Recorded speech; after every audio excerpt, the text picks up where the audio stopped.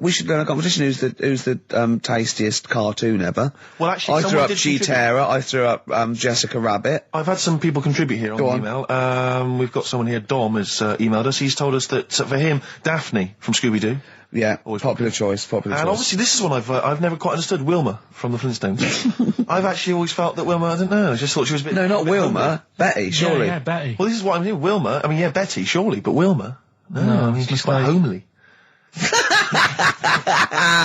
But Betty, come on, Steve. You wouldn't say no to Wilma. No, I suppose not. If it was I'd be worried about Fred if he found out. I'd hate to do it, you know. I wouldn't want to do it to Fred. He's a good guy. He is, isn't he? He's a bit of a jump. Whereas Barney, to be honest, I don't think he deserves Betty. Do they both work in the quarry? Because, I mean, let's be honest, Fred, not a smart man. I mean, he obviously didn't come out of rock school with anything other than a couple of basic O-levels. I know, but he's a hard-working, sound sort of guy. They got a big house, they got like a TV, they got that bird thing. Yeah. I be honest, if I was Fred, I would be a little bit disappointed that my kid does nothing, whereas Barney's can lift up sort of tall buildings. Sure. Bam, bam. He's a very strong... You know. I mean, interestingly, Fred loves his job. He's always yabba-dabba doing at the end of the day. He does spend the whole day lifting rocks from one place to another. I'll tell you what, I wouldn't take that from that cat, though.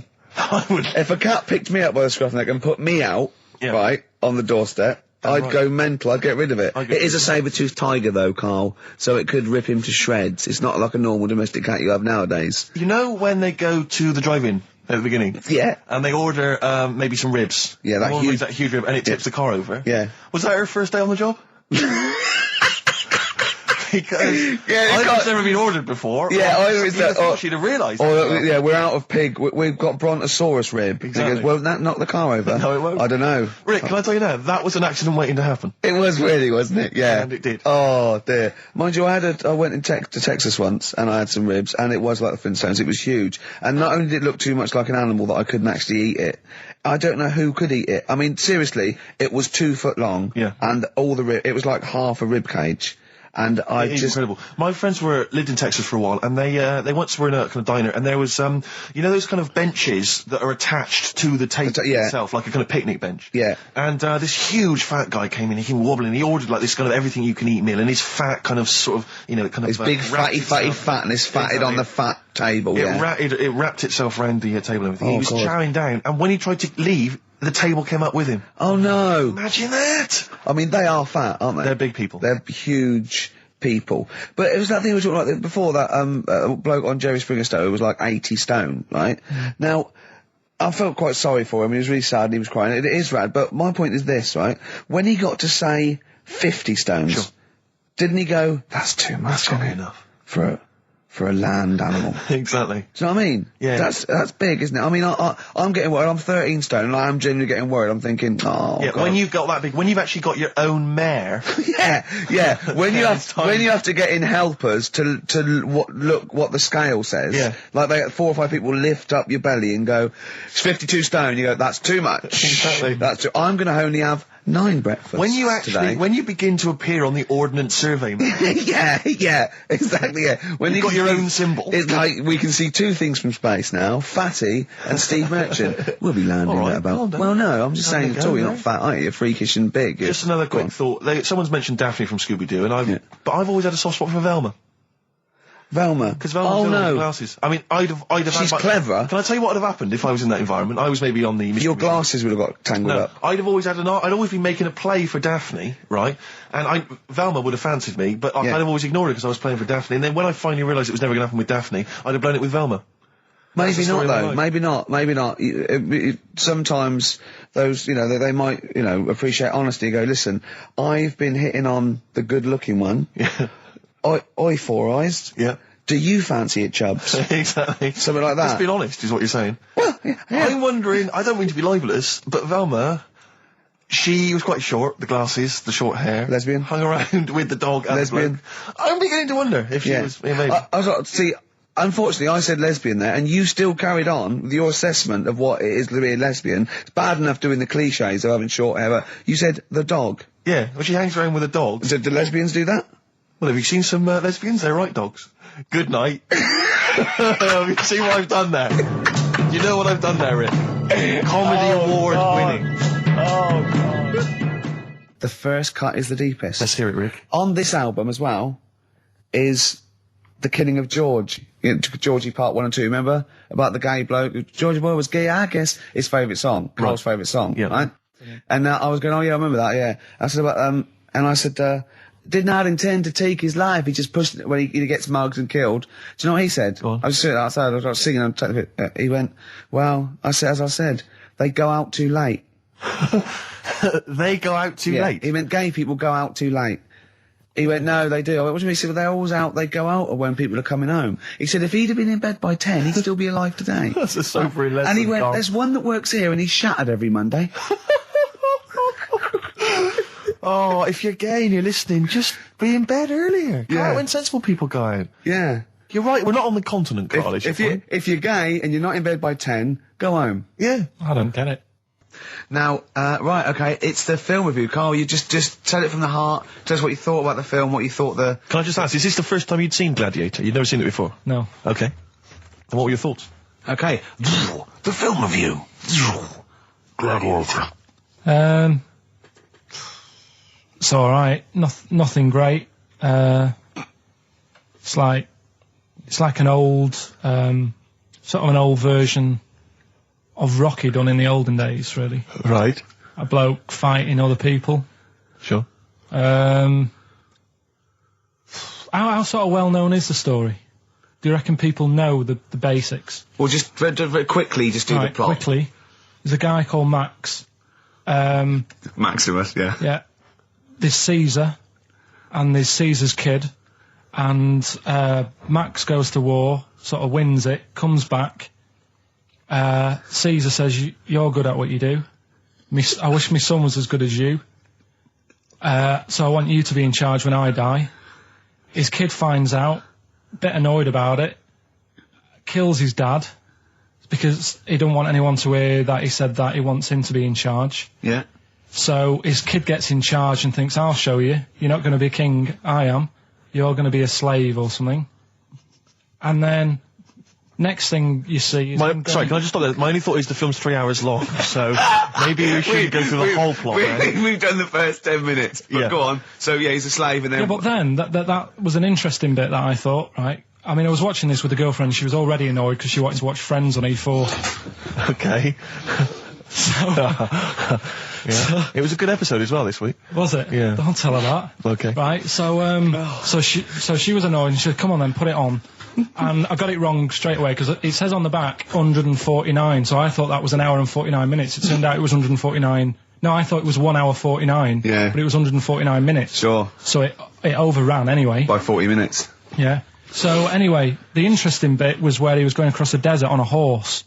And I think to show you how long he'd been going across the desert on his horse, he's showing you a shot of the horse's knees and they were bleeding. And I just wondered whether that's what horses do if they run for a long time. Do you know? I don't. Good. Right, so anyway, so he goes on, he keeps going on like this. He's a slave, and then he has a fight at the end with the Caesar's kid, and he kills him. And that's how it ended. Okay, good. What did you think of it? Just generally, what bits... What do you think was wrong with it? Right, well, I've read up on it, and there's already a fact that is wrong. Right. Caesar's kid, he didn't actually kill his dad. His dad died of a natural death. Right, in real life, you mean? Yeah. Okay. And, what's Caesar's kid's name? Comedian or something? I think it's comedian, yeah. Yeah. That's where the name comes from. When a funny person is called a comedian. He didn't actually get killed in real life by Max. No. He died by his sister poisoning him, and he didn't die. No. Are you saying that this is not a historical document? It's wrong. All over the place. Yeah. Well, next week I'm giving you Braveheart, and that is actually true. That is factually accurate. I can't handle it. It is. It was a little Australian fella that helped him out. Just for people who watched it, they know that the guy, Caesar's kid, yeah, he died. His sister tried to poison him. That didn't work. Apparently, he was a gay fella, and his boyfriend, who was a wrestler, strangled him. Where did you get this information? On the internet. I thought I'd look it up to see how much of it I actually got right. Yes. and that's what I read. Okay, so out of 10? 5. Really? Yeah. Okay. It's no good. I wouldn't get it out. It's annoying the way it says, like, you know, this film's got to be seen at the cinema, because I saw it at home and I don't think I missed out on anything. Very good point. I think that's probably the point they're making, but yours is valid too. We'll play a record, and after that I'm going to ask you about Rasputin, the Mad Monk. Go on then. When things like that happen, right, you know, you've been told not to mention it. Yeah. And you're like a little kid. Yeah. And once things are in your head, yeah, it's difficult not to mention it. I mean, when I was a kid, yeah, right, yeah, my mum's sister Hazel, right, was seeing another bloke. It's weird because she's a lesbian now. That's really weird. That must have been an interesting Christmas. But anyway, she was seeing this bloke, and he looked like Ken Dodd, apparently. He looked like Ken Dodd. Looked like Ken Dodd. So people said, don't mention it because it gets on his nerves when you like meet him and you go, oh god, you look like Ken Dodd. So I said, all right, his name's Will or whatever. And I was introduced to him. First thing I said, nice to meet you, Ken. Did you do it as a joke, or did you? No, because you know when you know that he's like, I'm not allowed to say that. I can't say that. I mustn't say that. Can't. And then I saw him. I thought, Jesus, does look like him. It just came out.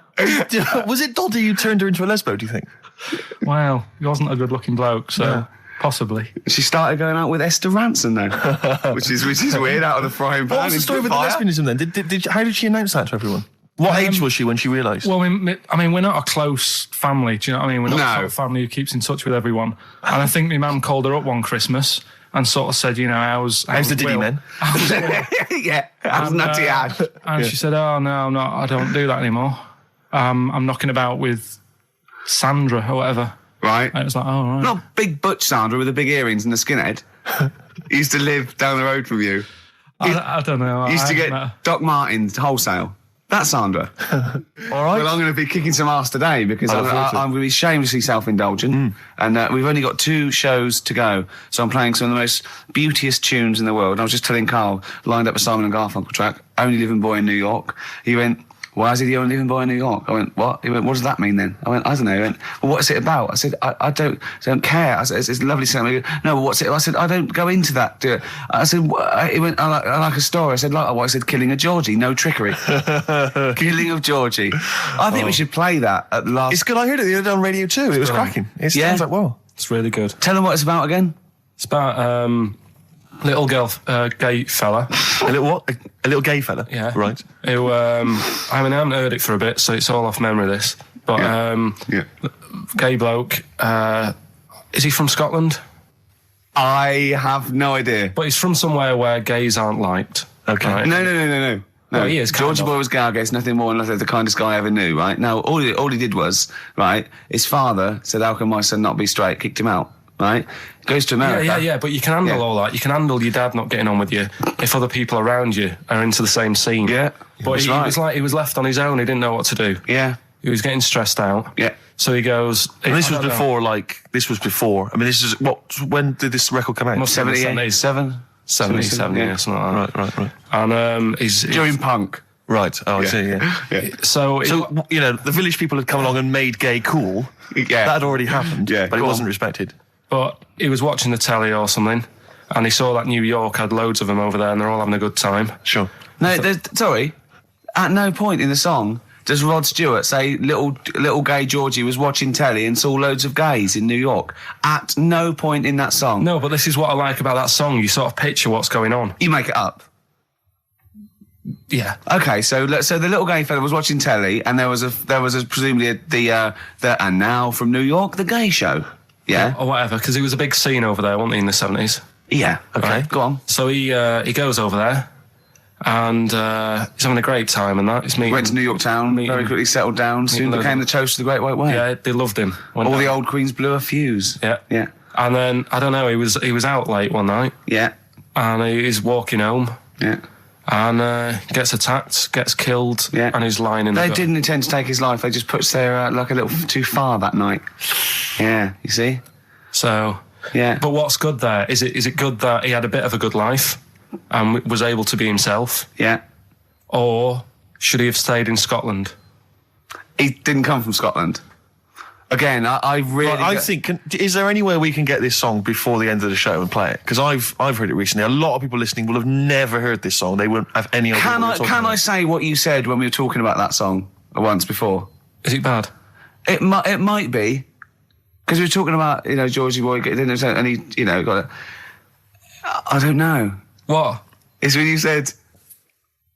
Well, no, it's a fact. I don't think if... Well, he said, so it's looking at Georgie, he gets out, dies, right? He goes, well, they do go out late. I know. Gay people I go know out a few late. gay people, and they start to party late on. That's why in Soho, right? Girlfriend got in a cab, right? Suzanne was in a cab, and the cab driver was taking her to an early start, right? She works at the BBC. Yeah. Early start, 4 a.m. It was going down. It was mental in Soho at 4 a.m. Yeah. They were all still like starting the night out. How do you know they're gay? It's Soho, isn't it? Fair enough. Okay. Play a track. I'd love to be able to try and dig this out. Yeah, we will. This is Simon & Garfunkel, The Only Living Boy in New York. It's lovely. When I went to the BAFTAs with you, and I wasn't really enjoying it, you were I like... can't. What? No, You you didn't are tell such us an this. ungrateful. There were so many You're people. like a little charity case. You're like, oh, I God. had chicks queuing up Yeah. around the block. You'd wanting usually come. have to. I know, but I Someone told like you you. would have to write to Jim or Fix It or Esther Ranson to get them to meet us sort of people. And now it's on your doorstep. I'm amazed that you didn't enjoy it. Why didn't you God. enjoy it? You got to walk down the red carpet. You went in. There was George Best, one of your footballing heroes, was there. A load of other big names. You sat there, prime position. You came backstage with a load of other big names.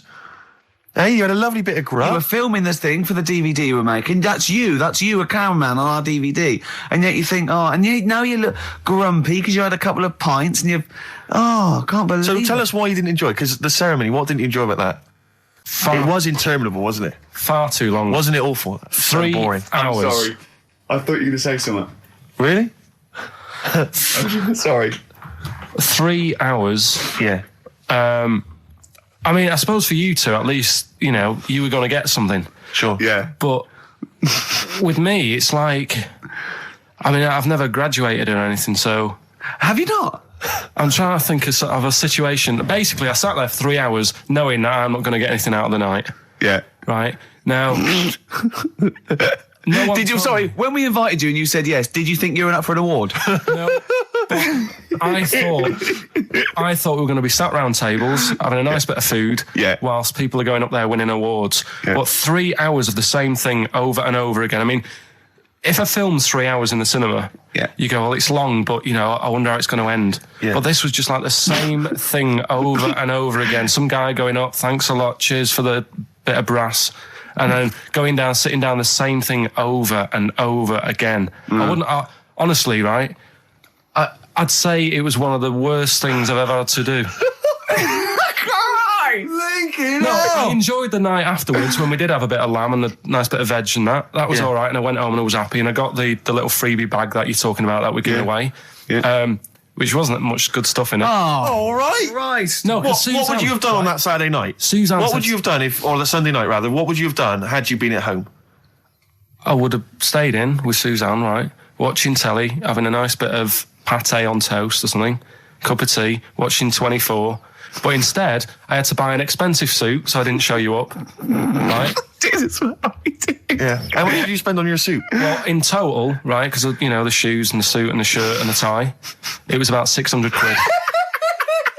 That's the most expensive evening ever. And that's what I'm saying to you. And the daft thing is, it's dark in there. I don't know why you've got to wear a nice suit. You can't wear a tracksuit, for goodness sake. It's dark in there. No, just the shirt and that. It doesn't make you a better person wearing a suit. No, doesn't Do make you you know a what I better mean? person. No. We're not claiming it made you a better person. No, but that annoyed me. Yeah.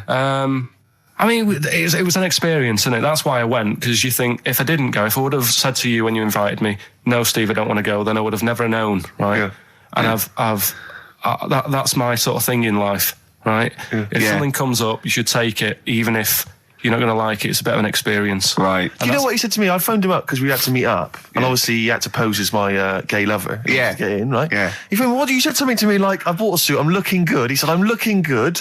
People will think, how on earth did he end up with that good-looking guy? So he got into the role. That was what he said to me. He started getting into it. Such an insight. Play a record. I just must say that we've had an email from Daryl Foss. Lots of people have emailed in and said, well done on the BAFTAs and well done on your Room 101. They really liked that. Thank you. There's one guy, and it's Daryl says, Ricky, has your dad only got one D-Mob suit?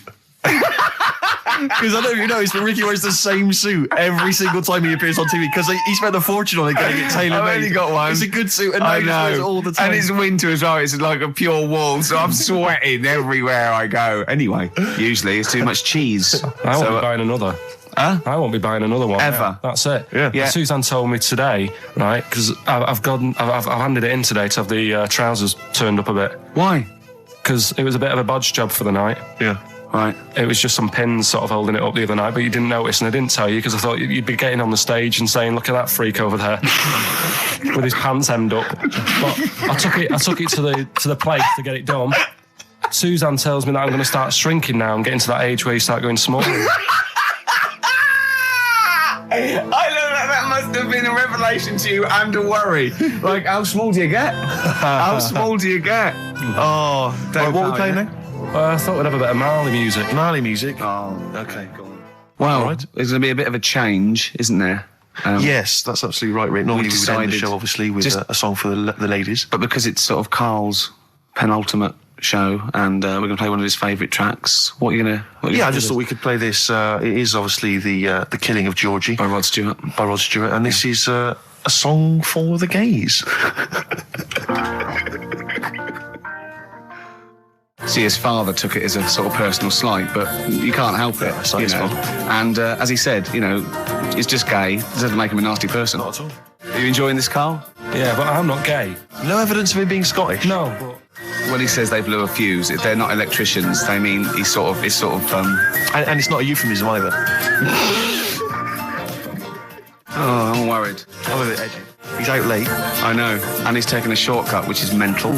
Not in New York City. Yeah. He doesn't know the area. He's from Scotland. I bet it was them that were screaming. I'm suddenly worried. This isn't a true story, is it? Who knows? If it is, we don't know that. Just want to say that we're not... Oh, well, that'd be terrible. see, how come you think this might be a true story? I just got suddenly worried then. No, but how can this be a true story? But the bloke jumping out of a window and hearing his phone ringing. No, because Rod Stewart, I just suddenly thought, what if he's written a song about this and this bloke did actually exist and was killed? Then I started panicking. Yeah. I don't think it is it? I'm almost certain it's not. Okay. Is that it then? Is that it? Then we got to pack up and go home. Yeah? Well, I think we've enjoyed ourselves. Oh, I've loved it. I've loved every minute of it. Karl.Pilkington@xfm.co.uk for your suggestions as to what you're willing to swap for the signed bag. See you next week. Bye. Karl, what was that? That was your little song with a story, That's wasn't another little feature that we do every Saturday. Little So make song. sure you tune in.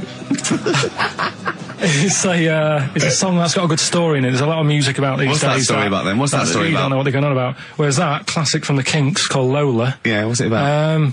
I'd listened to it for the first time properly this morning. Yeah. And what I've worked out from it is a fella who goes out for a normal Saturday night out. He's in Soho. Yeah. He's having a Coca-Cola or whatever. And Cherry Cola, yeah. he sees this woman. He thinks, oh, she's all right. Won't mind a bit of that. So he wanders over, and he sort of gets talking to her. He looks at her. She's got a great figure, nice face, and all that. Lovely knob. And she speaks, and he goes, "Oh God." Got a bit of a bloke's voice. Yeah. Got a bit of a voice like a bloke. But he thought, but, you know, that's her only down point. Sure. So he dances around with her, and I think he sits on his knee, I think he said. Yeah. Anyway, it turns out it's a fella. Yeah. Right. So, A sobering lesson. Yeah. What do you take from that? look, always sort of, if you think you might be talking to a bloke in drag. just look at his sort of Adam's apple. And he'll probably have a hairier arse than a woman. Yeah, I think you've gone too far then, though. I think you're already getting too close. It's a bit late to pull out. No pun intended, definitely. There was a pun intended. Oh, was it? Alright, was it? Yes. Alright, okay, we don't be disgusting then. Right, okay, right, the results of, We ain't got a winner for the first time. Yes, we have. We've We've got done this loads. feature for... We've got loads of winners. No, we haven't. We've done this feature for 3 weeks. This is the first time I've managed to sort of... What? Well, let's go through them then. what have they got wrong? The first one. The first one? What was The first one, the yeah, the first one. hang on, let's do them in reverse order first. So what's the last one? The last one, the clue was That bloke does sport on the telly, and he's got a little kid. What's that? That's Destiny's Child. Des, who does ITV Sport, that's has got terrible, a Tiny's man. Child, right? No, That's terrible. that's fine. They got that. Okay, Destiny's Child. Des- What's the one? Des What's the Tiny's Child. middle one? Right, the middle one. Right. Child. The second one was he doesn't like women. Yeah, he's got a couple of kids. That's a bit weird. Yeah. Right. That was PD. That was Puff Daddy. That is offensive. Go on. But it's not Puff Daddy. It's Puff Daddy. And he's not even called that anymore. He's called P. Diddy. Well, Okay, fair enough. but they got that one. yeah. And if I'm being tight, these lot are as well. Yeah. Yeah. Tight means something in Manchester. Go on. Right. And the first one that they're having problems with, I don't think them birds should be allowed in this They've area. got it. Boyzone. It's not Boyzone. What's the clue again? I don't think them birds should be allowed in this area. That is perfect. A boy zone. No birds. No women. No women, yeah, birds, right? A boy zone. Sorry, Carl. If that isn't the answer, their clue is better than yours. That is brilliant. What was yours? Boy zone, it works perfectly. What's your answer then? Bangles. I have no idea what that means. Like seagulls. So you don't want them in this area, so you're banning them. Bangles.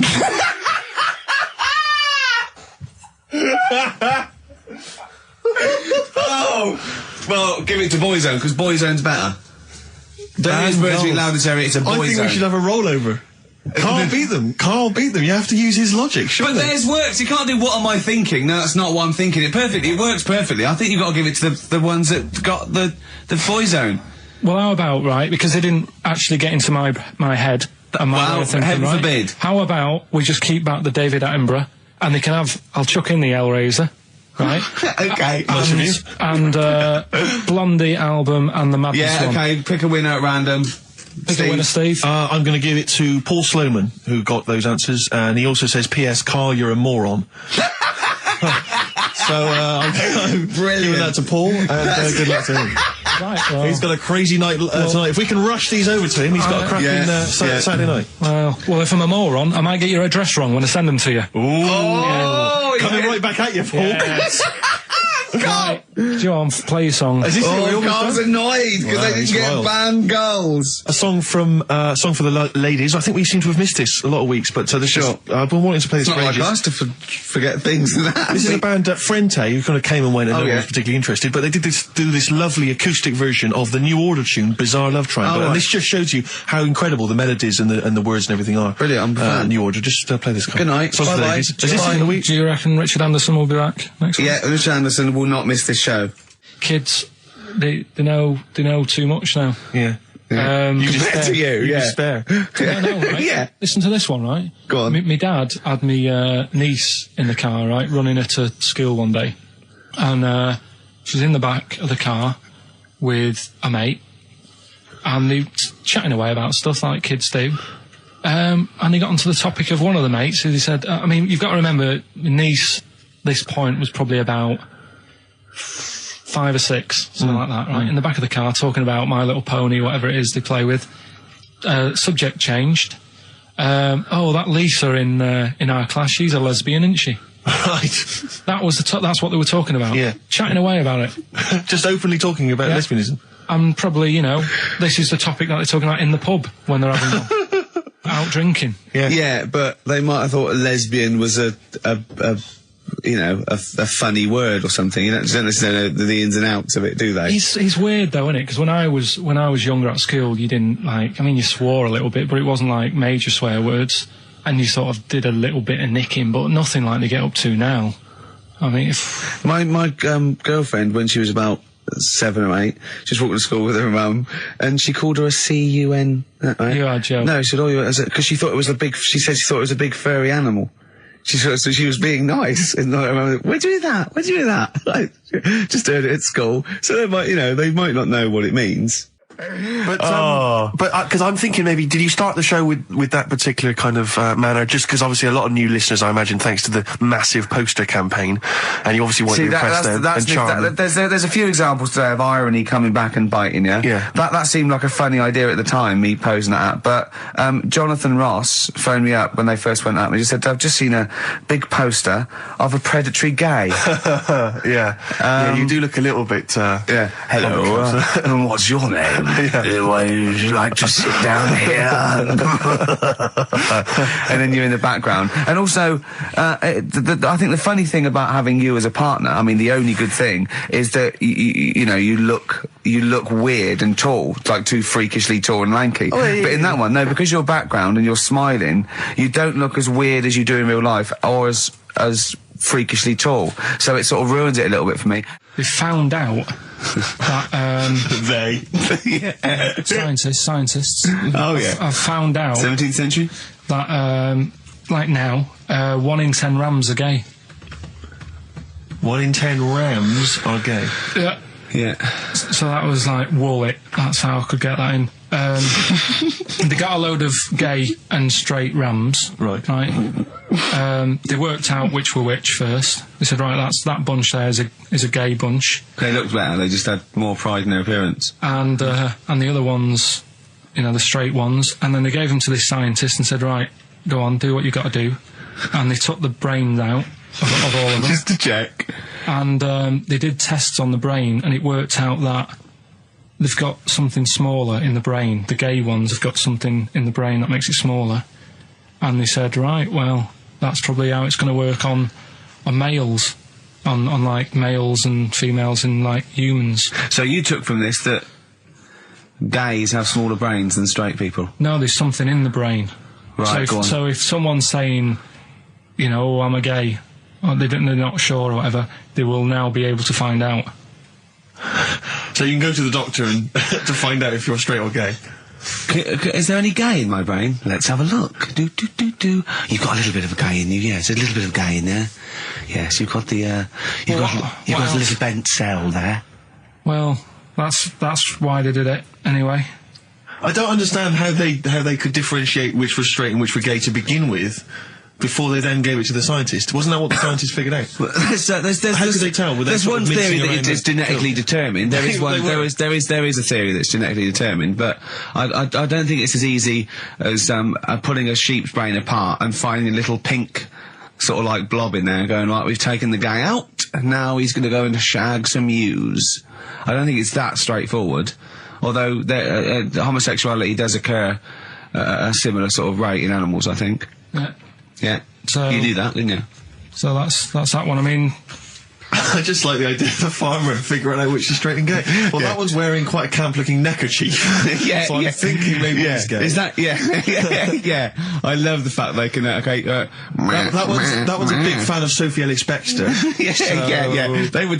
They put on ABBA and see which ones dance. Exactly. That's how they. Which one? Yeah. Put on like Barbra Streisand and see which ones sing along.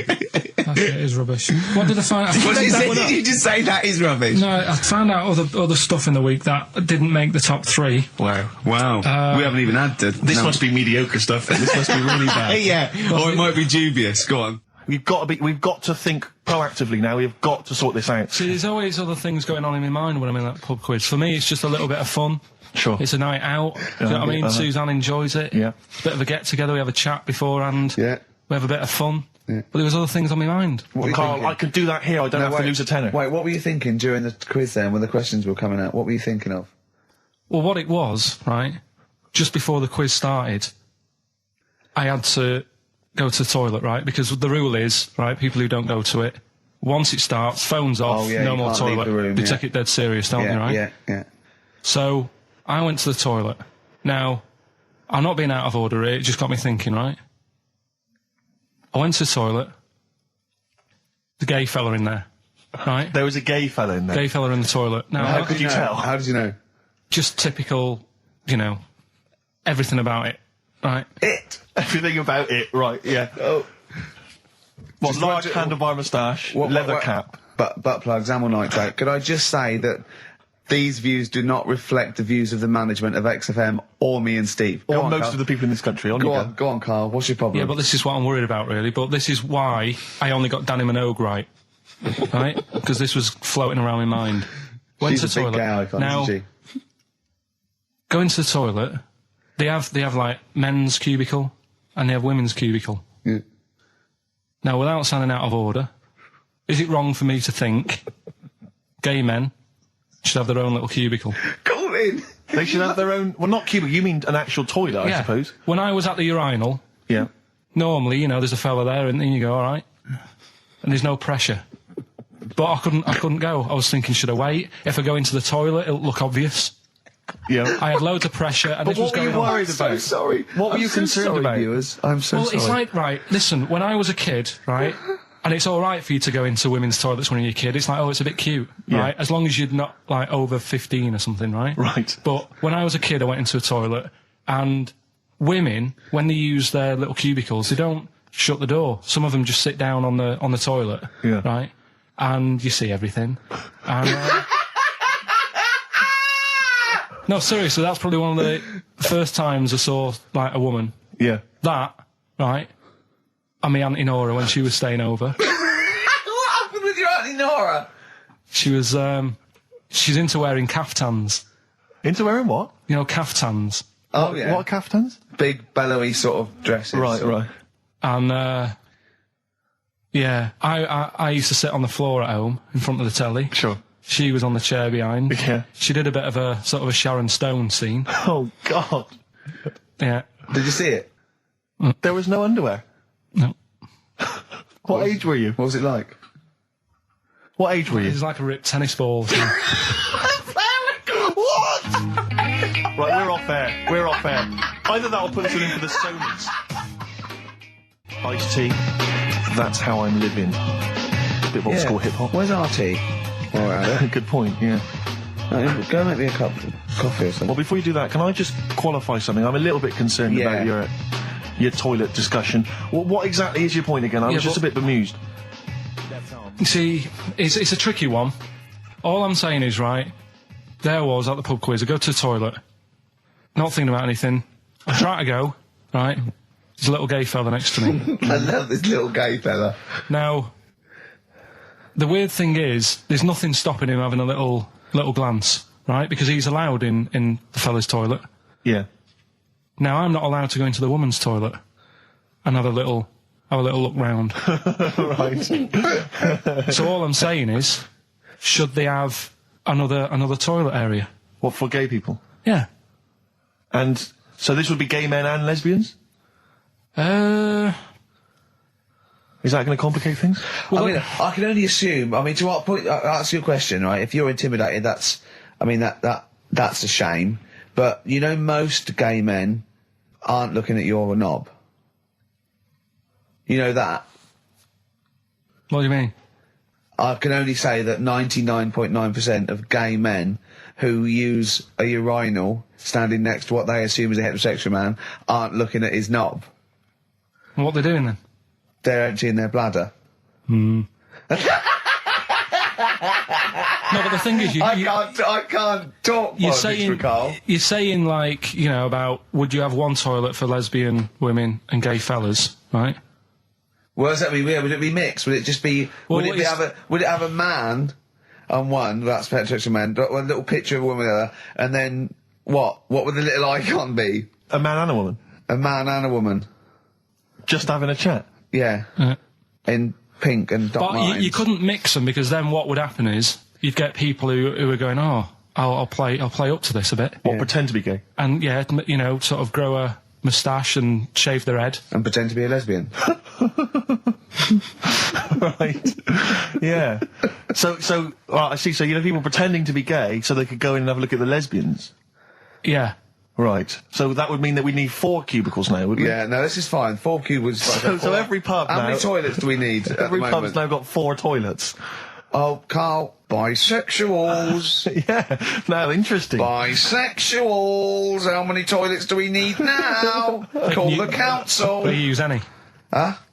No. No, because they're interested in everything, aren't they? Because the little bisexual fellow will be looking at your knob. Right, with them, What you do, you just have a door, you open it, and there's one urinal there, so you can't get a queue.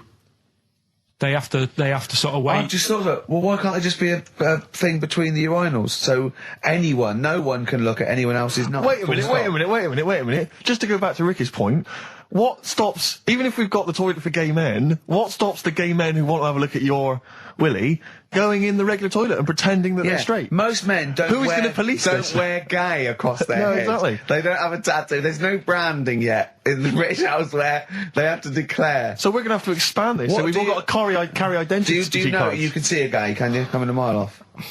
No? No, I'll just hold it in next time. No. Can you tell gay men? Do you know a gay man?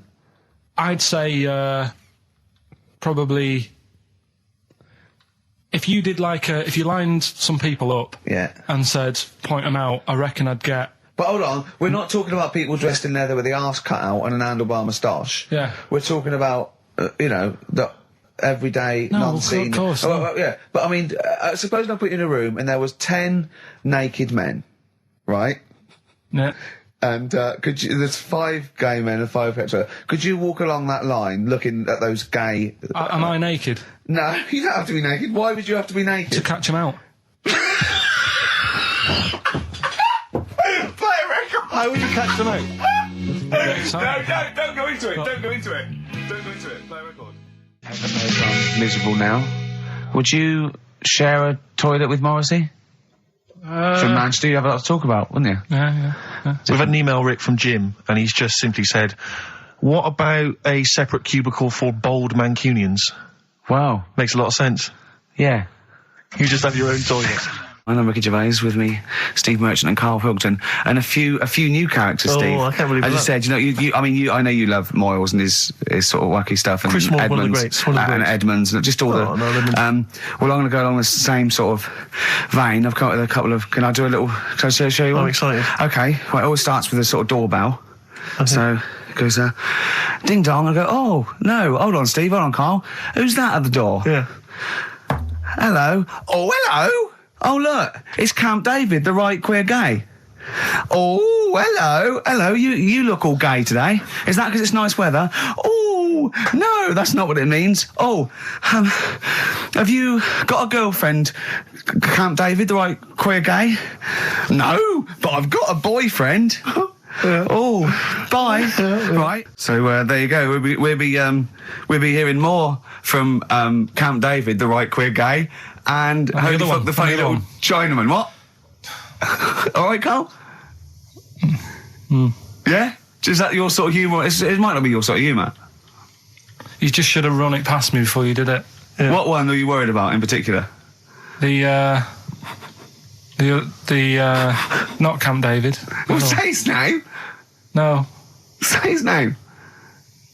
I'm not Which doing one? that. Well, I don't know The which other one you mean. The Chinese fella. Well, I forget who that was. What was his name? I can't remember. Well, if you can't remember, it can't be that good, so we'll leave it. We won't do it again. Right? Oh, ding dong. Hang Who's on, that? who's this? Oh, hello. Oh, look, it's David Gray, the bent piano player. Oh. All right. I thought it was going to be Columbo. That would have been a joy. Ding dong. My wife loves you. No. Hello. Oh, I don't believe it. Look who's turned up, can't Karl. believe it. The weird thing is, Steve, right, that is like what I imagine Ricky's house being like when people are ringing the bell. Because they're all so different. It's got a little... He's obsessed with all my friends being slightly different to each other. I've never understood it. He goes, there's no thread. There's no thread to them. All my mates have got a thread running through them. I was in literally after they walk out of the home. Yeah. But what do you mean my friends are all different? Well, that could be... It wouldn't surprise me if I was round there and the bell went, and I said, do you want me to get it? And he said, yeah, and I opened it, and it's, What, holy fuck? holy, yeah, he's at the door, right? And then I'd say he's busy, close the door, bell would go again, then you got the little gay fella, David Gray. yeah? And then, do you know what I mean? Yeah. Not really, no. Because he's met some of my friends and he looks at them in a weird way. I mean, some of them are weird. Years ago, husbands weren't allowed to sort of clout the wife with anything, What was it like in the past? I know, You yeah. couldn't clout your missus. with anything wider than your thumb. The stick had to be the same, no bigger than your thumb. I know, So I was a big- thinking so a big Robin bloke- could do no damage if he went out with anyone. Although his is wide, he's got a little thumb like a little knob, isn't it? It's like it's truncated because it starts off normal. It looks like he's had his big toes put on his hands. Does he have to drink a pint with two hands? Yeah. And he's dropping stuff all the time. Can I just go back to the rule of thumb thing, though? The idea, what date was this? I'm not asking Karl, I'm looking at Ricky, because you're not going to have any idea, Karl. It's just going to be the past. Yeah. But I like the idea that... I think it's the same sort of day where, I don't know, you got hung for being homosexual and you could shoot a I just love Welshman. the idea that there's blokes beating their wives with shovels, logs of wood, and someone's gone, hang on a minute, everyone, Hold on, this is wait crazy. a minute. Let's have a look at your thumbs. Wait What can we do? Wait a minute. We've got to have some kind of rule here. I'm all for beating your wife, but let's have some kind of rule. Let's give him a sporting chance, surely. He goes, well, I'll tell you what about you can hit her with the width of your thumb? And the wife goes, make it the width of his knob. I go, no. He no. slaps her again. Yeah. Width of your thumb. All right. Better?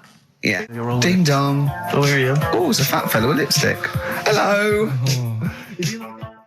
You're giving away a lot of. I mean, that you're an enigma, Karl. I wouldn't give away your workings. I mean, because then everyone will be able to do it. And what you've got now is a gift that people can't really tap into. Do you know what I mean? See, that's what Lenny Henry and Chris Miles' mistake. See, I've sort of worked out how they do their comedy, and I'm doing it now. Sure. Do you see what I mean? Now that I'm doing it. I think the only way that people would start to be able to replicate a lot of what Karl does is if maybe they had a severe blow to the head, or they were diving and they came up to the surface too quickly. Ding dong. Oh, I'd like a severe blow. Oh, get lost, David. Oh, let's have some adverts, quick. So this week, we're very lucky to have with us Russian pop act Tattoo. Round of applause for them. Hello. Lovely to have them here. Tattoo. Now then, of course, there's been much controversy that your kind of lesbian shtick is just something to try and whip up some press attention. We are proper lesbians. We love fanny more than cock. Okay, brilliant. And Tattoo, lovely to have you here. Thanks for coming. Yeah. Now then, you've got some live gigs, I understand, planned. Yeah. Duh. Okay. I can't help but notice that you sound, dare I say it, Tattoo, you don't sound so much Russian as German. No, we cannot do the accent properly. Okay. And Tattoo, it's a joy to have you. Thanks for coming down. And finally, your lesbians would, for instance, either myself or Karl be able to convert you from your lesbian ways? We like the muff so much that the knob is no good for us. All right, well, thanks very much, Tattoo. Yeah, thanks, Tattoo. Thanks very much. Cheers. Extraordinary. Next week, share. Brilliant. So if you've got any guests, special guests you love us to interview, then let us know. Ricky.Gervais at XFM.co.uk. Look at Carl's face. And we'll try and get there. Oh, dear. Play a metal, Karl. Rockbusters answers next. I was going to say, well, do you want to do that? No, let's do it next. After the Just record. was going to say something. What are you going to say? About gays and that. What? In a bit. What were you going to say? Oh, we'll look forward to that. Martina Topley Bird. Need one on XFM 104.9. Right, there goes the girls from Tattoo. See you later. Well Thanks, done. girls. Cheers. A Right, couple of listeners Karl, what were you saying before we cut you off? Yeah, it's just like, you had the girls in and that, and it reminded me, I was talking to Steve in a week. Yeah. I think it's, when people were talking about going to Stringfellas and that, Yeah. I was talking about seeing naked people. Yes, I asked him, I said, when he used to watch, say, he accidentally flipped onto BBC Two and some ballet was on, would his eye ever been drawn to maybe the gentleman's lower regions rather than the ladies? The gentleman's package. Yeah, would your eyes ever be accidentally drawn to that and you couldn't resist it? And you said yes. Yeah, because, right, I don't think I'm Oh, dear. Oh, go on, I mean, fair enough. No, right. I'm always looking at the beautiful ladies, but fair enough. Yeah, No, go on. but, right, Have you ever looked at Wayne Sleep's testicles? I went out. Have you ever looked at Wayne Sleep's penis and testicles? I went out on a night out, right, and it was it got to some point in the night where two women and two fellas got on the stage, Right. started stripping off. Yes. Yeah. Just what, members of the audience? No, I think they were like part of the act, right? Right. And What was it, panto? the fellas had like their undies on, and the girls just had their knickers on. Yeah. Right. And Sounds pretty erotic at the moment. Go on. and at the same time, they all whipped their pants off. Yes. Right. It was Now- Bucks Fizz, wasn't it? The adult show. Now I said to Steve, at that point, Sorry, I wasn't there. He said it's to be later. yeah. I said, well, you have a quick glance at the fellas. And then the annoying thing was, I thought, right, now I'll have a look at the women, and it was too late. They put the knickers on. How long were you looking at the fellas? Not that long, but it Why was were you like, looking at them first? that's human nature, innit? Why? I don't know, but I'm sure you would have done the same thing. You just sort of think, well, how are they shaping up? So they weren't it's a shaping up at comparative all. test. So who had the biggest knob? Which one of the blokes had the biggest knob? No, it's like, normal. But This is a whole new side of you. This is a whole other area. So you look at ballet dancers, you look at the gentlemen's. No, I don't. package. I just was, when he said this, it reminded me of this night when I was walking home thinking, didn't get a look. Because I was messing Where up. was this? What event was this where people are stripping off? Carl, I tell you what, you are the most interesting man I've ever met. But are you comfortable being nude and that?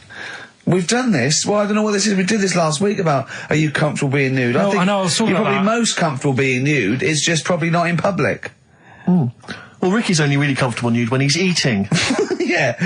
There's nothing to get, Yeah, you can just wipe spilt on yourself it. down. Yeah, you just sit in the bath, yeah. No, but I talked about that, and then when I went home, I was talking to Suzanne about it, and she said, "What's all that about? You don't like being nude, right?" And I said, well, it's not. It's like I'm part of an Alan Bennett play. It's just, I love the way you talk. Remember once, right? I don't know if I should talk about this really, but Well, that means you should, so go on. Go on.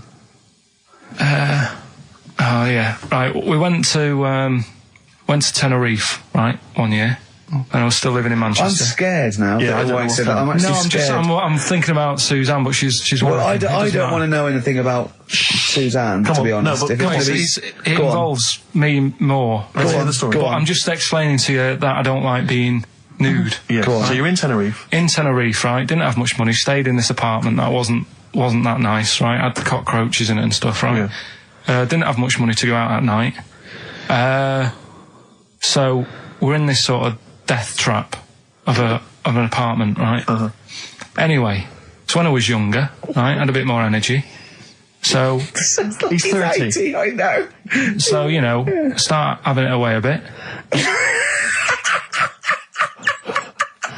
It's a joy. Beautiful. It's so, good, yeah. I'm going to hit it away. I love it. Go on. Right, so doing what I do, right? Yeah. Someone starts banging on the door. So Suzanne Everyone's says, at it. Right, so you mean knocking on the door? Right, okay. knocking on the door, right? So Suzanne said, "You better get it." So I said, "I can't get it now. Can I? I'll have to wait a bit." Right? I can't go to the door. Go on. So the banging's getting louder. Yeah. Someone at the door, Yeah. and she's like, "Hurry up! It must be important." I'm like, "In a minute." Just so anyway. I don't want to know anymore. Keep going. No, come on, finish the story. Open the door. It's a fireman. So I just stick my head round, and he's going, "You'll have to get out. The building's on fire." Right? So I'm like, "In a minute." Sorry, you weren't still having sex at this point? No, but, Right. still sort of got to wait a minute or I can't get my pants on. Oh, Carl, I wish I'm so sorry. Right, go on. So So now, So the place is burning down. So it could be a serious big fire going on. Yeah. I'm sort of waiting. You can hear people sort of screaming and that, panicking. Is that because the door's open and you're nude? The fireman saying, "Will you get out? Will you get out?" I'm saying, "In a minute." Right. And Suzanne was saying, think of something that's not sexy. Sure. So I was thinking of people, thinking maybe down in a fire might sort of calm me down. Yeah. Then the fireman said, we need a big pole. Yeah. Yeah, Sure, go on. But what I'm saying is that, to me, I wouldn't have wanted to go out and be safe over, do you know what I mean, over being naked. I don't like walking about without on. So what I'm saying is, even if that fire... I love the idea of everyone huddled in there with all the firemen. It just, the camera's fans along and there's Carl. Yeah, a just local news report. naked. With still But would you have gone out without on? But why do I have to go out with now on? I'll just grab a pair of jeans. All right, but you've just, What? There's a fire, Karl. Yeah, well, See, not everyone looks at men's packets. That's only you, remember. Most of the other firemen wouldn't be going, oh, look at him. But what I'm interested in is he's pleased to see us. Karl, how long did it take? And did the thought of dying in a fire help? After a bit, but the fireman sort of had a go at me. Sure. What do you mean? Well, he wasn't happy that I was dawdling. Well, to be fair... But what can you do? Answers on a postcard. To the usual address, XFM. Who's your auntie with the tattoos? That's Hazel. Oh, right, yeah. Let's leave that. Why? Oh, let's Why? not talk Well, about leave it. What have I come across there? What's up with that? Auntie Hazel? What's up with Auntie Hazel? There's nothing wrong with it. It's just What? just a lesbian, which is nothing wrong with that. Well, no, but you've made it sound like there is now by not wanting to say it. My auntie's a I lesbian. know what you're saying now. I know what you're getting at. Just because I call her Uncle Hazel. Play a record. He's from Manchester. Please forgive him. I had earrings ages ago, but... Did you? Yeah. Oh, But yeah, you're a when man who when I was about notoriously 18. hates pain, and he's scared of everything. It hurt. I was about 18 and I took 2 in 1 and they did it right and he just went and I went alright, I went yeah. I just went, oh god. Did you have them in both earrings? It's just it was like a staple gun. I just went yeah and it did really hurt. I thought, well, I'm not doing that again. It hurts too much and it just throbbed. Were you still living with your parents at the time? No. I mean, what do people... your kind of oiky Reading family, what would they have made of... Oh, well, they know I had them afterwards, yeah. But did they take the mick? Oh, God, of course they did, yeah. Yeah. Rick, you ain't going to eat like that. Oh, you'll get followed. Oh, look at you. Look at that. Yeah. That's disgusting. And when I was new romantic, my mum said, bloody hell, I thought I only had one girl. Which is the earring? Because isn't it like one ear is for gay people and one is for straight people? Is that just a myth? Or I don't know. It might be something to do with which ear you had it in. Yeah, there probably was sort of like signs for that. Yeah, it's like when you're growing up, I had loads like a white polo neck, right, and a ring on your little finger. That means you're gay. Yeah, yeah. Like you can see him coming. He's just consulting your little chart. Exactly. Hold on. White polo neck. Yeah. Those are the earrings in the left ear. I got it.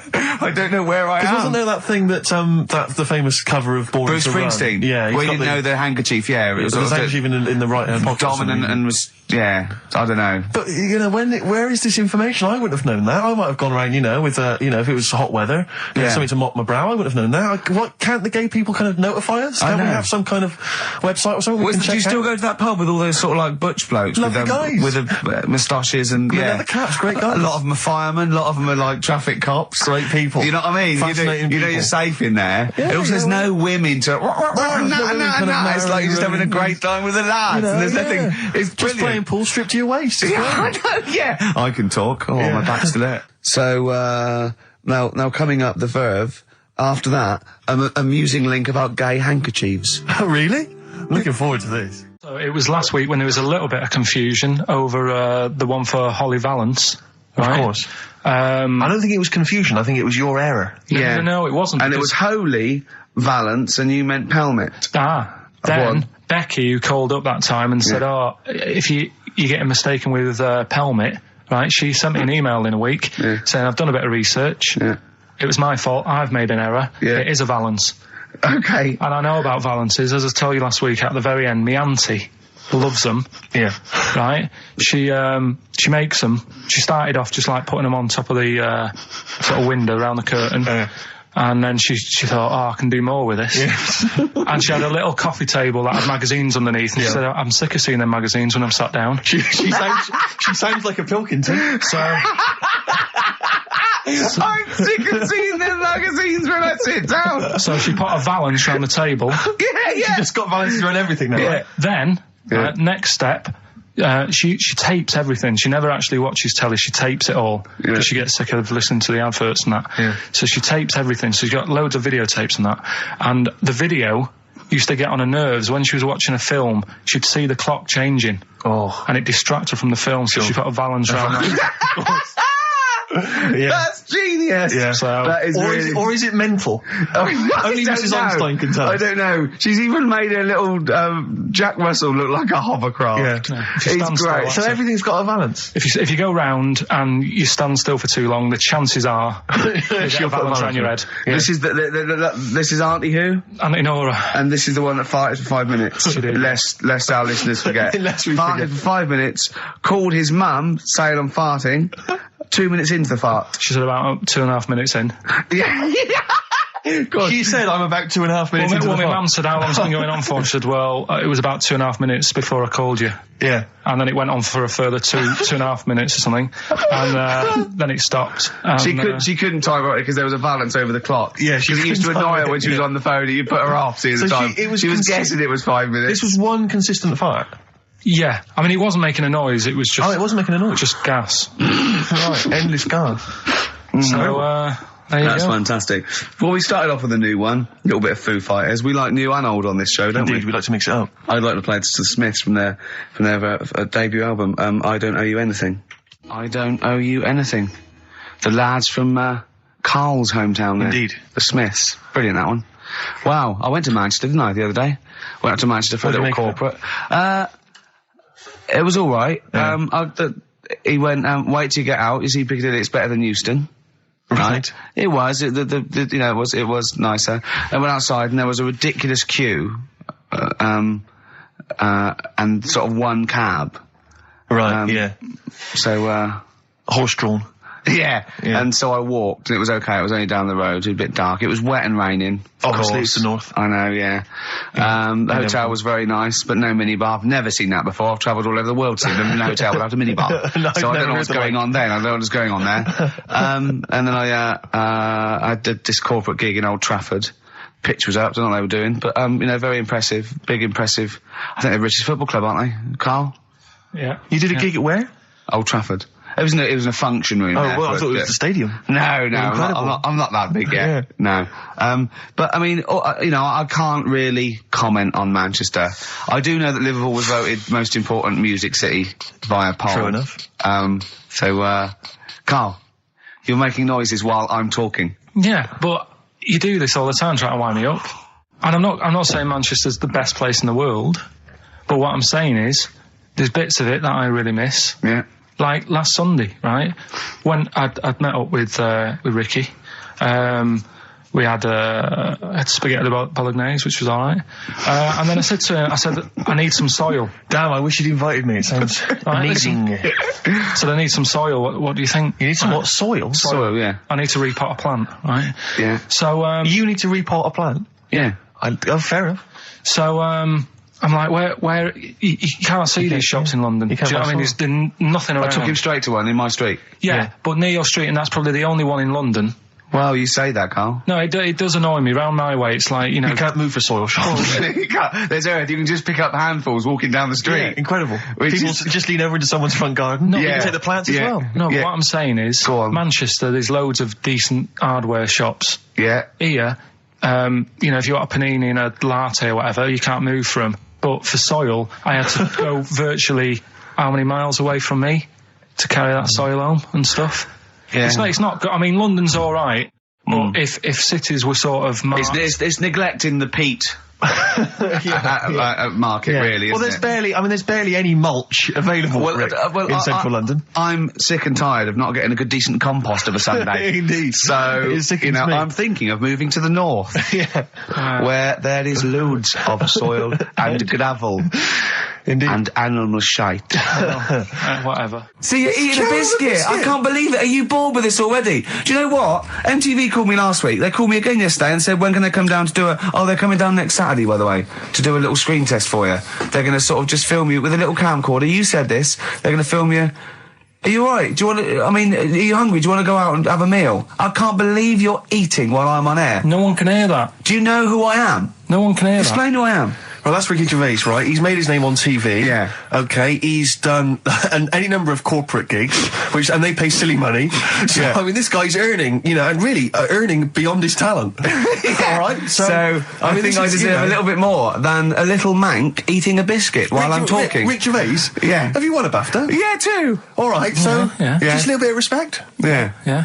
Carl, Well, what have you won? What have you won? I got a bronze certificate for doing a full week at school. That's great. It was only a bronze. What's that then? 3 out of 5 days? And I got me a little Crusaders badge, if you remember. What's the little Crusaders badge? The Crusaders badge for the religious club. So Oh, was that the fella that you went and played You had to go ping and pong convert ball? So Muslim, they wanted did to you? talk to you about God. yeah, Yeah. You got a Crusaders badge, did you? yeah, that's Oh, why I you went. actually That's got a why I badge joined. That's why I joined For the badge? I like the little badge. Did 4 weeks, then packed it in. Travis on XFM 104.9 on Ricky Gervais with me, Steve Merchant, Karl Pilkington. We're doing Educating Ricky. Right, final one. Come on, Karl. Right, what was it? It was. Why don't they just get a diary or some paper or something to write on? Yeah. Yeah. Because Snappy. I couldn't think of a heading for it. It's basically Go on. people who have tattoos. I've never understood it. Right, that they have something put on their arm. Right, sorry. Have we started the educate? Is this part of it? Are you educating me? This is something that will be useful in my life that I didn't know about. Yeah. Go on then. No, it's just that they've got a machine out, right, that does tattoos. Ooze. You come up with a design you want, and you this machine scans it, and you put your arm in this thing, and you press print or whatever, and then it does the tattoo on your hand or on your What, like arm. loads of little needles that follow a pattern? Yeah, computer, is it? basically, yeah. Is it a real tattoo? It's a proper It's a proper one. The fella said, Well, as long as it goes out, it pierces the skin with a. I just wondered if it's one of those kind of, those kind of... No, it must be lots of little needles or moving needle that can go Sorry, along but it. how is this cleaned, like, in between each person? don't know, probably, I don't know. Well, no, as long as it's only that. If it's one needle, it's just the head, isn't it? If it's one needle that moves, does it like like loads of little? What are we gaining from a machine doing it? Just because they're not going to sort of mess it up. But hold on, how do you keep your arm still? Because your skin moves slightly. So the machine it's won't. sort of strapped to your arm. Right, And so the it's fella, spread- I mean, so the it- fella said that the tricky thing was in all this, it was the fact that, nobody would let him test it out on anyone else, so he had to do it himself. But did it work? Because the thing is with a tattoo worked, artist, they yeah. can see when your skin's moved and they can see what they've done and they keep wiping it and looking. Whereas a machine's just got to trust itself. So I think one needle could go wrong. If it was a lot of needles that it just came down, like, 1,000 needles that was an imprint. Yeah. But No, obviously I'm asking someone who hasn't delved any further than there's a machine that can give you a tattoo. That's all you've got at the moment, isn't it? Well, yeah, basically. That's all you've got. I mean, that's what I've got because I'm not a fan of tattoos. I don't. But where did you read this again? This was Internet? This was on the internet. Yeah, it was. Yeah. Okay. And I just don't understand why people do it. That's what got me attention. Because me. Sorry, what have I learned from this? That if you wanted to get one, you can get one done by a machine now. People say machines are sort of taking over and that, and there's another one. But it's just the fact. I mean, I don't know. So give us the snappy title of this education again. Why don't they just get a diary or some paper or something to write it on? That's what I always think when I see people with loads of tattoos. Like there's that fella who we were talking about the other week in Scotland who was covered 99% in tattoos. It's just like, what have you done that for? Yeah. Do you know what I mean? You can't get rid of it now. You've done it now. Yeah. One of my uncles, right, Tattoo Stan, he's just caked in them. Tattoos. Right. I don't think he's my proper uncle, but it's just like my dad's got. Tattoo Stan. No, my dad's got. That's a province in Russia, isn't it? My dad's got loads of mates who. When you say he's not your names- proper uncle, do you know how, like when Just a bloke who someone used to comes hang around, around you the school? alright, Uncle Stan? Yeah. Do you know what I mean? And there was my dad had loads of mates like that. There was John the Screw. right? So he either works in a prison or he likes to have sex. Cabbie. Cab driver. Okay. There was Jimmy the Hat. I don't know where he Jimmy did. the Hat. Yeah. And, Did he wear a and hat? No. No. There was Fred the Veg. You sure he wasn't a relative? Sorry. Fred the Veg used to get us like big bags of potatoes and that. Fred Veg, okay. And there was Tattoo Stan. Right. And he was just caked in them. And I used to always look at him thinking, why have you done that? I must have only been like, 6 I or suppose 7. if you're born with a name like Tattoo Stan, Exactly. you're destined, Sorry, aren't you? were Really? they like a 1950s gang? I'm worried about. I'm Who worried were about doing a bank job? What was his name? The Hat. What was his name? Jimmy the Hat. I'm worried about Jimmy the Hat. Yeah. Not having a hat. I don't understand Are it. you sure he didn't have a hat? Not when I met him. Did he ever wear a hat? I didn't see him that much. Do you think it was a joke, like, when your mate's sort of like, 8 foot and huge, you call him Little John or Tiny? Do you think? Well, the fact that he never wore a Yeah, hat. they went, hold on, I've noticed something about Jim. Go on. No hat. And I go, oh, true, let's call him Jim the Hat. Jimmy the Hat, yeah.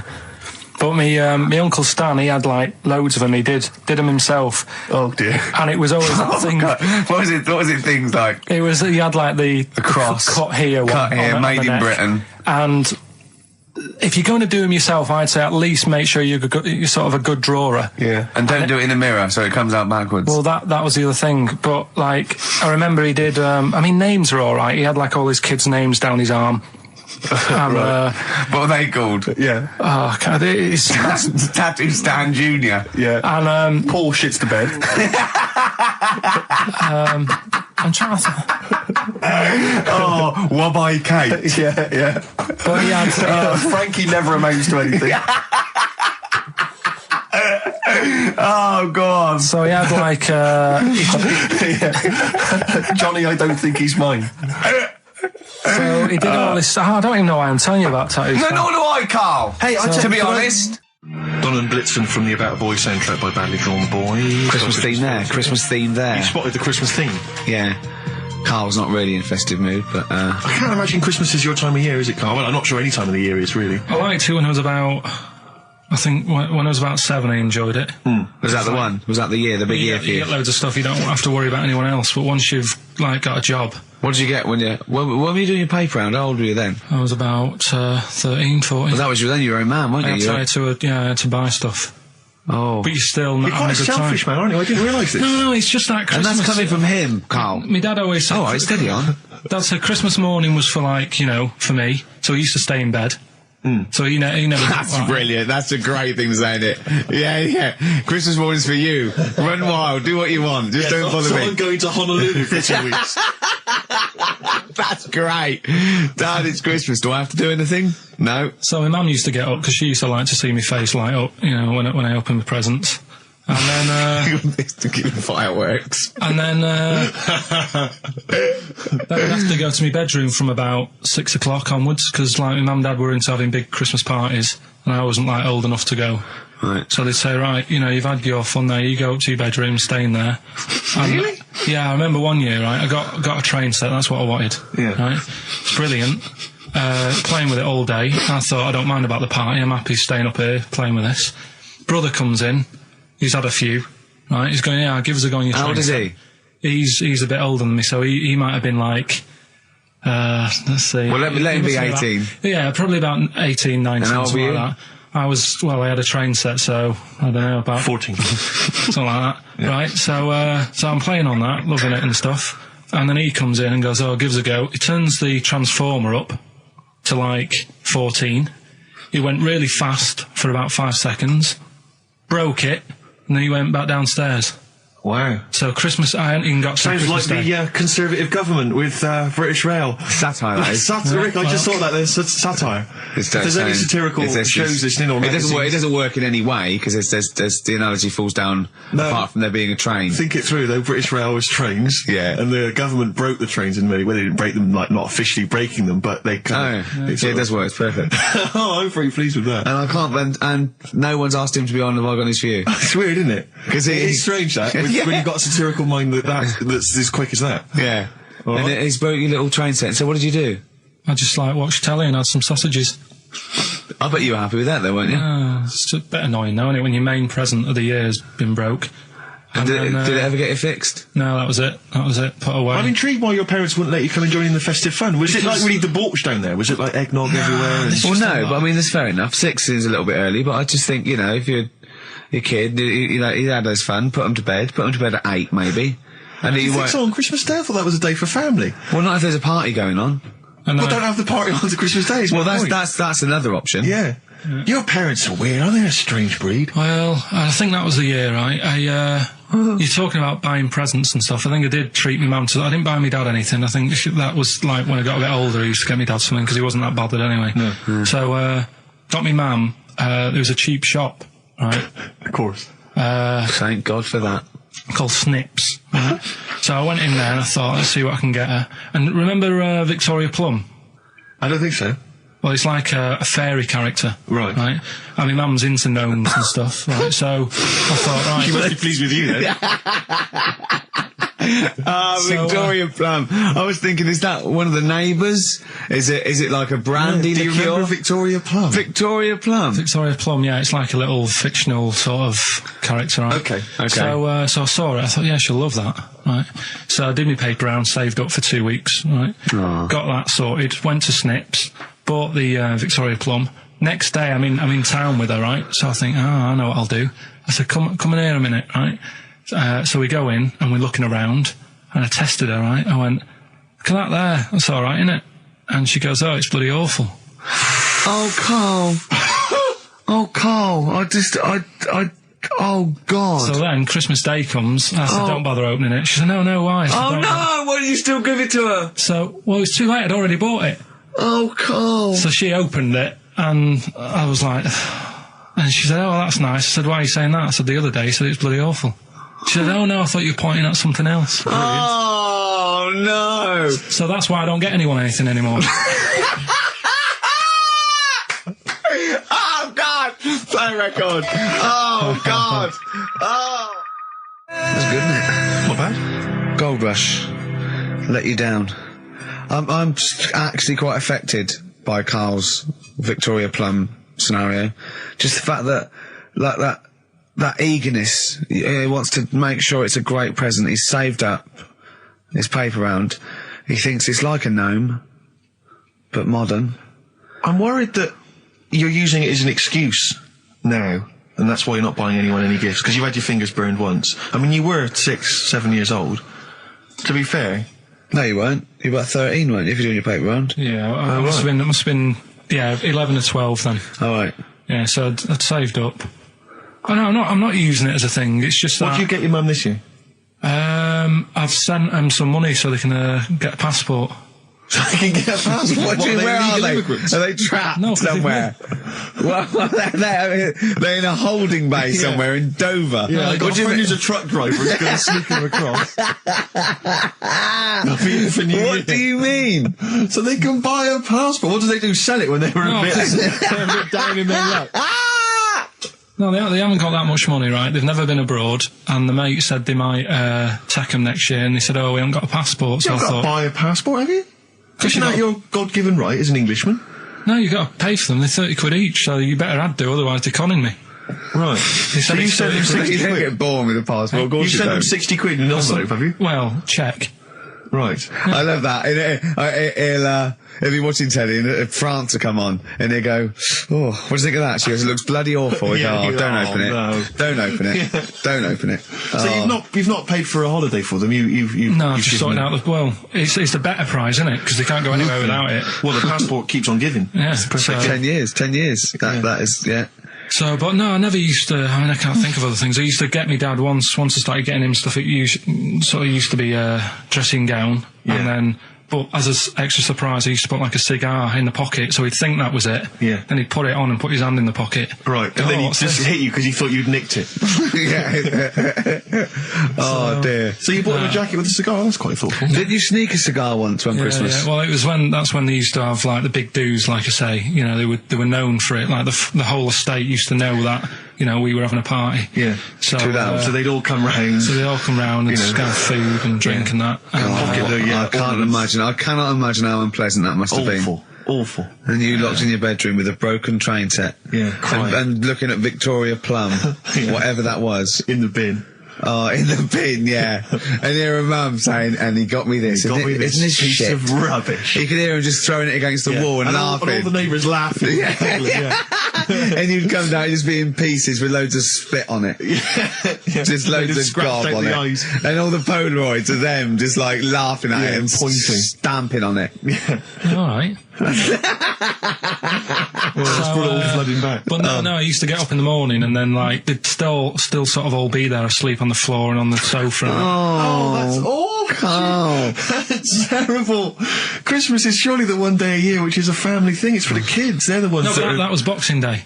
Well, I know. Oh, that's all right. It's not a Saturday. It's over. Yeah. Back on the Christmas bike. is over. All right. Who's going to pay for this? What, me? Yes, Carl. You're doing 2 rounds today. Yeah, what's your paper round supporting the entire family? Yeah. No, so I used to get up and like go downstairs and they'd be asleep, so I'd be mooching about trying to find like another present that's still working. I love the idea that these people from the estate had like squashed his presents. So I found a cigar that had been sort of lit up and then put out, so I thought, I'll have a go at that. I went outside and had a go, and that's the last time I smoked. Right. So I tried it, I thought, I don't like that. I love the fact that he does everything once. Yeah. In his life, it's a line of, I've done everything once. I don't need to do it again. Teenage Fan Club from the XFM Christmas album, and that's Christmas Eve. Their guitar sounds are just brilliant. They're just always so nice. All right, Carl, would you like that? Is that Teenage Fan Club? Yeah, they're good. Carl, I feel like you've never kind of enjoyed the wonder of Christmas. I can't ever get the sense, maybe except when you were very, very young, that kind of bright-eyed, thinking of Santa, kind of landing on the roof and coming down the chimney and drinking the sherry or whatever. So I like the idea of it, right? Sure. The sort of, I used to get a couple of annuals every year, Yeah, so did I, yeah. and I was allowed to open one on Christmas Eve. Oh, that's brilliant. So they could throw it on the fire. I think it is so Have a quick skim through, do the words right. Yeah. I think so that's to light a cigar off the cooker. Oh. Well, anyway, listen, a good friend of ours, Ross Noble, the comedian, brilliant, he gave me this picture, Carl, which he's got from a magazine. He loves you. He And I have to say, I think this... I just looked at it then.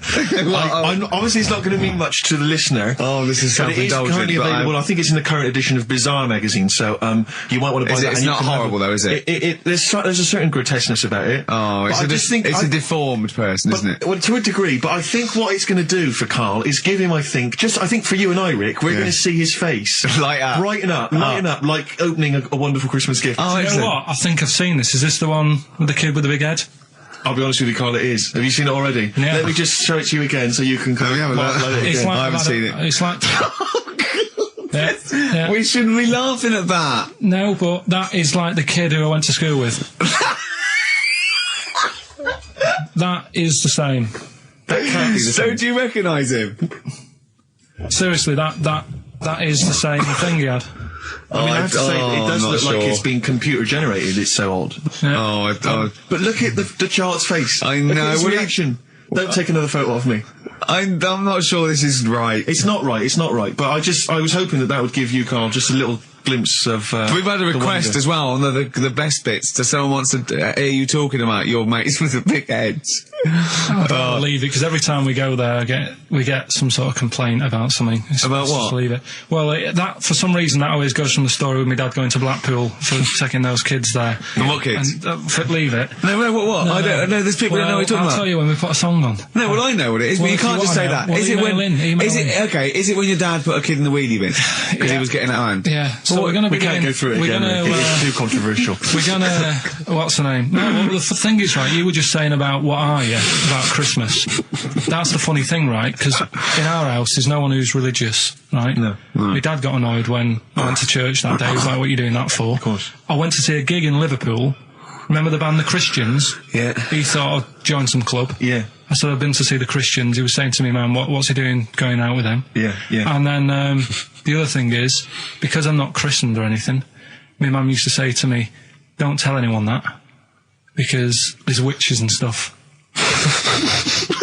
I want to go back and see his upbringing. Yeah. I just want to go back and see him at 7. One day in the life of Karl, age 7. Just to have 3 ghosts visit him tonight. And take him back through time. But we could go with him. We could be some of the ghosts. Yeah, I the just ghosts of Christmas past. Oh, remember this? That's incredible. Because So don't tell So just say she a bit more. thought. So she wasn't Christian, but she thought maybe someone could take your soul because you weren't There's Christian. like there's cults and that, isn't there? And if they find out you're not christened, then Right. I don't think they care. I don't think a lot of cults care. Well, But what can they do if you're not Christian? I don't know. I just said all right because then through that time there must have been a time when. But hold on, now they know. Yeah, but I'm older now, so I'm all right. She used to worry about me playing out on the street. Oh, she was worried about when you were naive and stupid and easily led. Well, yeah. No. Good point. No, you're right now. Yeah. So, yeah. Good. yeah. I just have to show you something, Rick, before we move on. I know we've got another Educating Ricky, but someone just sent this in. Yeah. They've been looking on eBay for Victoria Plum. You're joking. Come here and see the photograph. Oh God, that's fantastic. That's it. Oh God, he got that for his mum. It's the worst piece of tat I've ever seen. Carl!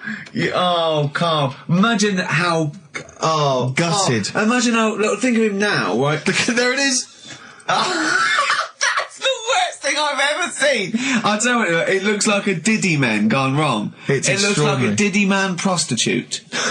That is. Is that the one, Carl? Is that... Well, it was a different colour. I had a yellow at mine. No, but look. How do they get? Tell them they Okay, go into eBay. So you need to log on to ebay.co.uk. I'm sure you've used it before. It's the online marketplace, ebay.co.uk. And if you type in Victoria Plum, I'm assuming that you can track this down. That's amazing. It's the worst piece of rubbish just I've ever think seen. how cute he was as a kid, though, doing that. Just think of him, just going, just seeing that and thinking, oh, she likes gnomes. It's the worst thing I've ever seen. I mean, to be fair, I don't know what her prize collection of gnomes looks like, but I can't imagine they're much better than that. I mean, gnomes are a fairly grotesque thing. But certainly your mum's taste and discretion is... Did you have those houses on your estate? You'd go in there and it was just loads of those dolls still in their packaging all around the room. And sort of like one of those homes that keeps the sort of packaging on the three-piece suite. Why don't you buy another one for her for Christmas? Yeah. It's $3.99. It looks, but that's £2.49 because that was $3.99. Well, Oh, buy it, Carl. no, I've sorted out her passport this year anyway. I'll get her that next year. I've had an email from Andrew Forrest who has just simply entitled it Karl Pilkington. Oh, Karl Pilkington. What do you think of that? That's got to be your new name from now on. Oh. I had a mate who used to use it. What, he used to call you that? Yeah. Was that your nickname at school, Pilkington? No, it's not my nickname. It is now. No, it's not. It is now. Pilkington. Pilkington. Oi, Pilkington. Oi, Pilkington. Pilkington, do my homework. Where do you live? Where do you come from? Pilkington? No, there's this lad who called Mark, right, who I used to go to school with, who used to call me that. And his mum, right, was like obsessed with cleaning. And I was never allowed in their flat. He makes the place look untidy. So she used to, I don't know if it was just me or all his mates, but I used to turn up and she goes, yeah, he is in, but you know what you've got to do? And I used to have to go round the side of his flat, and he had a computer, right, which I used to play. I didn't have one at that point, but he had one. And I used to have to go round the side of the flat and stand at his bedroom window with his window open, and I'd be sort of leaning in playing the game. You are joking. I'm not, his mum. You had the weirdest upbringing I've ever heard. The things you were willing to do. It's the strangest. What is this town like? No, I stopped going once. Was there always music? Right? There's the horse in the house there. Oh, look at these two kids with big heads and webbed feet. All right, Ronnie. All right, Reggie. What was it like? She was obsessed. It is like you've grown up in a cartoon made for children. Yeah. No, his mum was really obsessed with cleaning. Can I play it through his window? I used to. Mrs. Ramsbottom, can I play it through Mark's window? Aye, you know what you have to do. She used to be up till about 3 in the morning. Pilkington again. What do you Have you mean? washed your hands? What up till 3 in the morning? She Washing. used to be up doing the tiles in the kitchen. Washing until 3 in the morning. It's at 3 in the morning. And for ages and ages, that saying that out on the tiles, I used to think that came from, like, his mum. Because she was out, like, cleaning them late. So, till I was about 13, I thought that saying, out late, on the tiles, Yeah. was... And now you're not confused by anything. Well... There's no misunderstandings in your life now, is there? So was he allowed to walk in and out of the house, was he? No, he was all right, and he used to come round to ours a lot, and my mum used to get these pies from Hagenbach's, right? So... I don't know what that is. It's at that bakery where they used to chuck the cakes out the back, I'll tell you about. Yeah. And you at 6? You at 6? He loved it, but I could never go round to theirs, or if I did, it was like, well, yeah, he is in, and I'd go, all right, and then I'd walk round the side of the flat. stand outside, Why did you ever knock at the door? Why don't you just go around and knock on the window? just to check he's in, because he wasn't always in his room. If You he say was it in was the a- lounge, he'd have to go to his bedroom, and then that's You where to he- meet you. This is the strangest. And you'd play a computer game through the window. You say it was a flat. It wasn't like a fifth story one, and you had to get in one of those kind of cleaning contraptions and like Nice. winch your way up. on the I first love the floor. idea of that. So- Oh, Pilkington. Clocks from the Cold Play on XFM 104.9. I'm Ricky Gervais, with me Steve Merchant, and back Karl Pilkington. Hey. He's raring to go. It's nice when you have a bit of time off, isn't it? Yeah, how long have you had off now About then, 3 Carl? weeks. About About 3 is it? weeks, yeah. We can't do that because we're sort of self-employed and we'd be letting people down. But it's different when you get paid anyway, whether you turn up or not. But good to have I'm you back. Good to I'm have never off ill. No, It's the good- first time I've No, I ever been just- off ill like Well, no, I mean, just you're off 2 weeks and then you're off. No, I just wish I was the kind of person who could let down an audience I know, of regular really, yeah. listeners. Yeah, but like I say, Well, no, we spoke to you. You weren't that bad. A cold, you don't go home for a cold. We were discussing this last night in the pub, and you don't go home for a cold. Okay, so moving on. What have we got then? We've got some Wasn't great cold, songs. though. I've brought in the Smiths. I've brought in Buzz Cox. I've brought in Neil Young. I know Steve's got some hip hop. Some great hip-hop. I've got Hooray! some great Elvis Costello. It's going to be great. Carl, come on, concentrate. You've been away for 3 it's weeks. just annoys. No, stop saying that. What? Because you're annoying me now. Why? Oh, that what are you do? Go home ill? Oh, he's annoyed me. Oh, has he? Yeah, I got a bit of headache. I'm a little bit annoyed. Can I have some time off but still get paid? Yes, of course you can, Steve, Carl. right? He called me up, winding me up about this, and right, I'm 30, right? I'm 30 now. I can only remember being off 2 times, Oh, his memory's going as well. You have some time off. and both of them were when I was at school. School? What's school? One when it was windy. Why did you have time off? Because it was windy. But to be honest, Carl, that lasted No, for no, 7 wait. years. Your time wait, off at wait, school. Wait. Why did you have time off? Because it was windy. Were you windy, or was it windy outside? No, it was like when Your auntie wasn't out the window, was she? when the winds were bad in the 70s, and my mum said, "Oh, What? Whoa. What? I remember space operas and flares. I don't Yeah. remember the winds being bad in the 70s. well, my mum just said you might get blown into the road, so don't." Do that." She had so much faith in you, didn't she? As a human being. Is that why she got fired from the pie shop? I'm not coming in today. I might get blown into the road. Oh, God. The funny thing it was, right, Steve, they had this thing going at school, because a lot of people used to wag it back then. You still what? Wag it, sort of not go in, Right. right? And they sort of tried to make it interesting for you by giving you a An education. certificate if you did a full week. Reward for the rest Yeah, of your exactly, life with yeah. achievement. That sort of carrot. And also, like, let you go home at 3 o'clock on a Friday, Right. If you'd done a full week and that. Yeah. So it was lovely weather all week. Then it just sort of changed on a Friday, and I got up and it was all windy. It's My always mum windy said, for Friday on the 7th, isn't it? don't, if you don't go in, because, you might get blown into the road and that. So I said, all right, then I'll stay off. And So why did you told you to hold on to a fence or Yeah. walk you there? What's this? Don't go out. if you Immediately get give blown? up. I love this getting blown into the road. Is that based on your cats that kept getting blown into the road? well, so I got to school on the Monday, right? And the teacher said, Took you a right, long time. today, to punish you, you're the only one who wrecked the whole week, right? Everyone else came in, you didn't. So everyone else is going home at 3 o'clock today, but you're not. Brilliant. Serves you right. And I wasn't bothered though. It was great because I said, well, you'll have to stay with me, won't you? And it was Brilliant. great. So all I did for half an hour was doodle and stuff. It was great that afternoon. yeah. And that was ages ago. That was like when I was about 8. And that's one of the times I was off ill. Yeah. So it was. but that wasn't even ill. That was wind. Yeah. Yeah. So Yeah. Yeah, it's a bit different when you're To be honest with adult you- world though, Carl. You can't just not turn up because you've got a bit of a cold or you're a bit fed up. I mean, we had an appointment 4 o'clock Thursday, wasn't it? And he had to call it because I cancelled it. I went on, meeting went on a bit late. Time management. Get things done. If it was important, you'd get it done. Play a record, Carl. Pull your finger out, please. when I was a kid, right, and it's all right for you to go into women's toilets when you're a kid. It's like, oh, it's a bit cute, Yeah. right? As long as you're not, like, over 15 or something, right? Right. But when I was a kid, I went into a toilet, and women, when they use their little cubicles, they don't shut the door. Some of them just sit down on the toilet, Yeah. right? And you see everything. And, no, seriously, that's probably one of the first times I saw, like, a woman. Yeah. That, right? And my Auntie Nora, when she was staying over, What happened with your Auntie Nora? she was, she's into wearing caftans. Into wearing what? You know, caftans. Oh, yeah. What kaftans? Big, bellowy sort of dresses. Right. And, yeah, I used to sit on the floor at home in front of the telly. Sure. She was on the chair behind. Yeah. She did a bit of a sort of a Sharon Stone scene. Oh, God. Yeah. Did you see it? There was no underwear. No. What age were you? What was it like? What age were It you? was like a ripped tennis ball. What?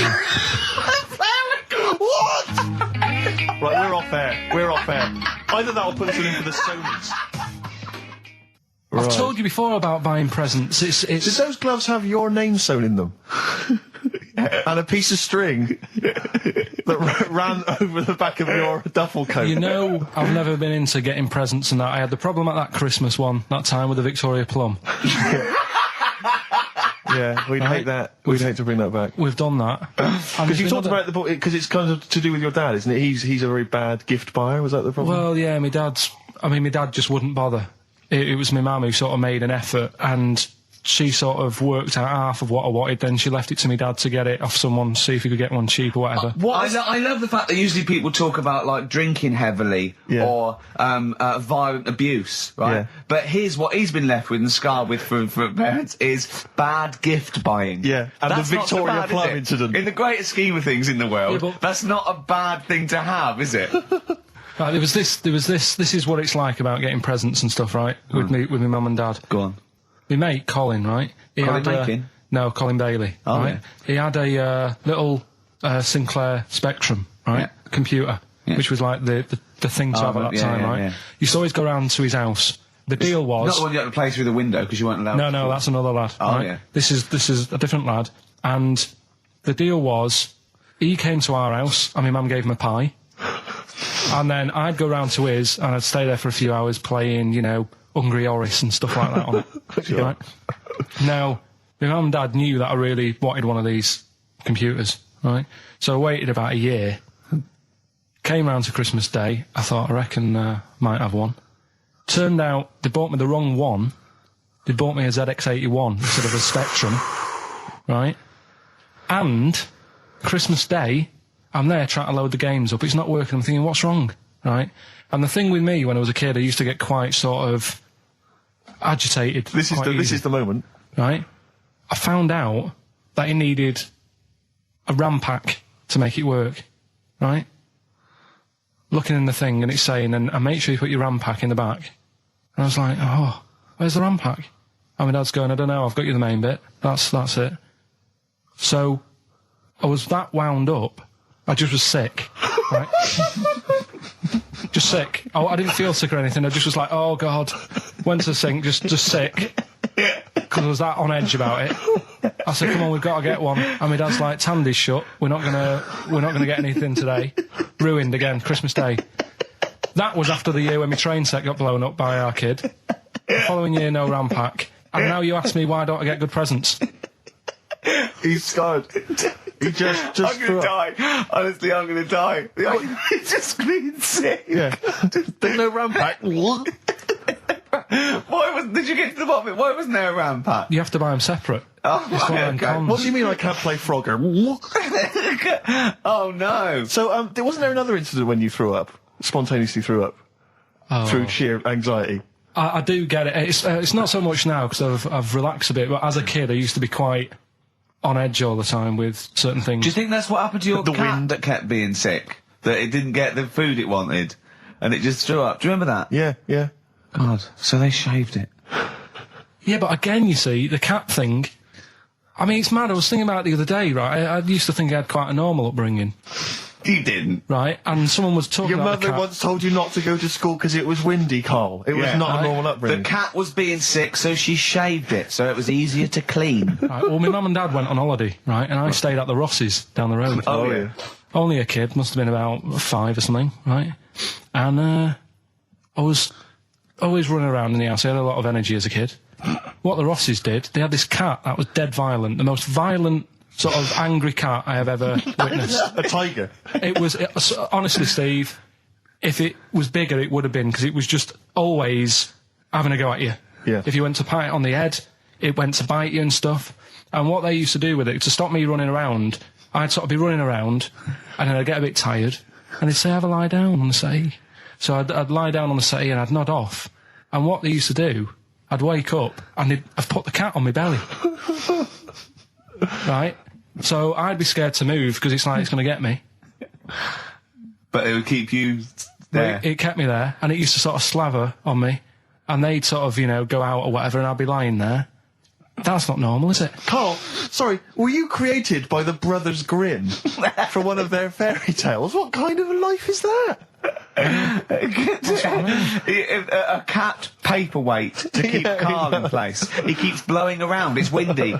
We'll have to weigh him down. Be careful. Your mum probably told him that it's a windy day. You've got to get something heavy on him. Otherwise he just gets blown into the road. God. Bless him. Did I ever tell you about my Uncle Alf? No. He wasn't a proper uncle, right? But it was just one of my dad's mates and that. And he was getting on a bit. He must have been about, 60, which is pretty old when you're younger and that. And he was the same. He used to always wear a suit and that. But it was never in good nick. It was always like a rough suit, but it doesn't matter. He's still, making half the effort and that. Yeah. And he used to sleep in a dinghy. Right, my Uncle Alf. What? In his house? Yeah. Why? Well, in a flat, he's in like a little bed sit. Because he only had a little bed sit and he was into boats and stuff. So he had this Two birds with one stone. Had this little dinghy, had a little flat, thought, well, it's tight space and that.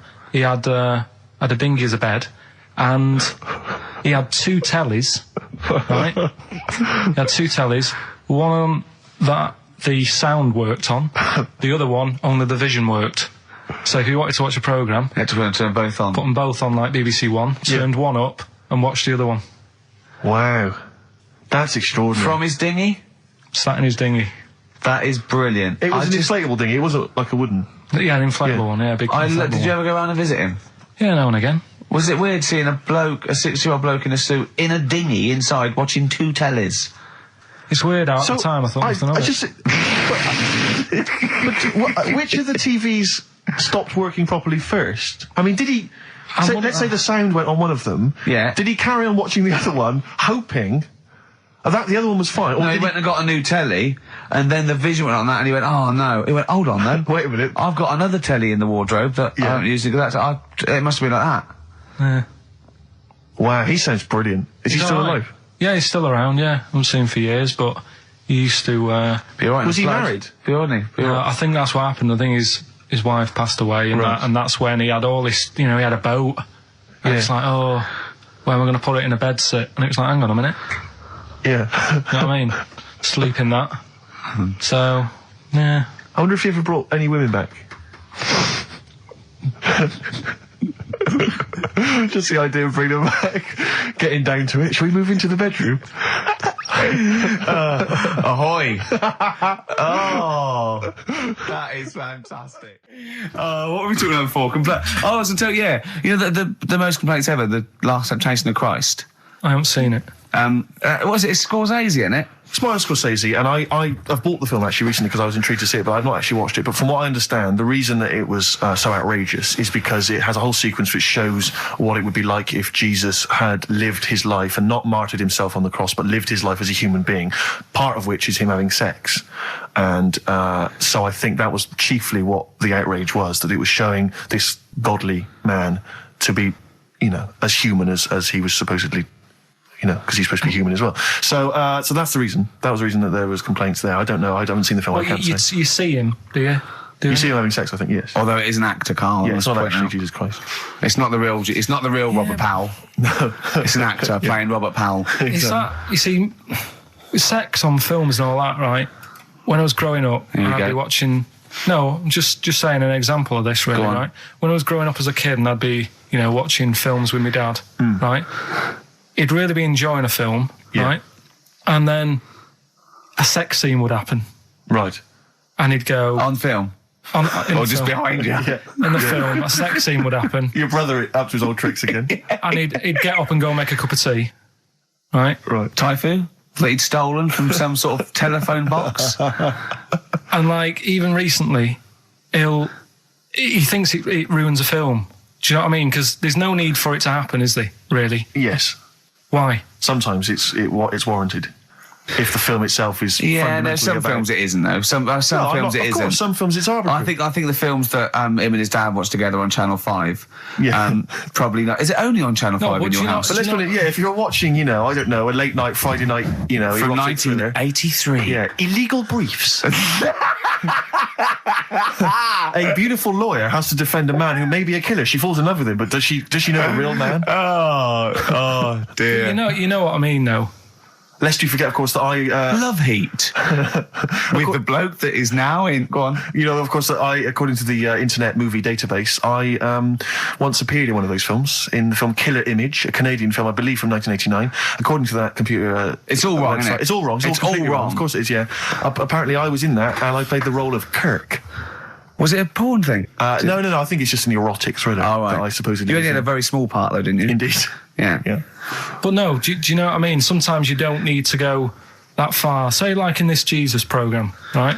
Film. What's it called? The Last Temptation of He's Christ. just like talking. You know what? What's his name? Is it Ralph in The Simpsons? Yes. I drawed a kitty cat. It's like talking to that. Yeah.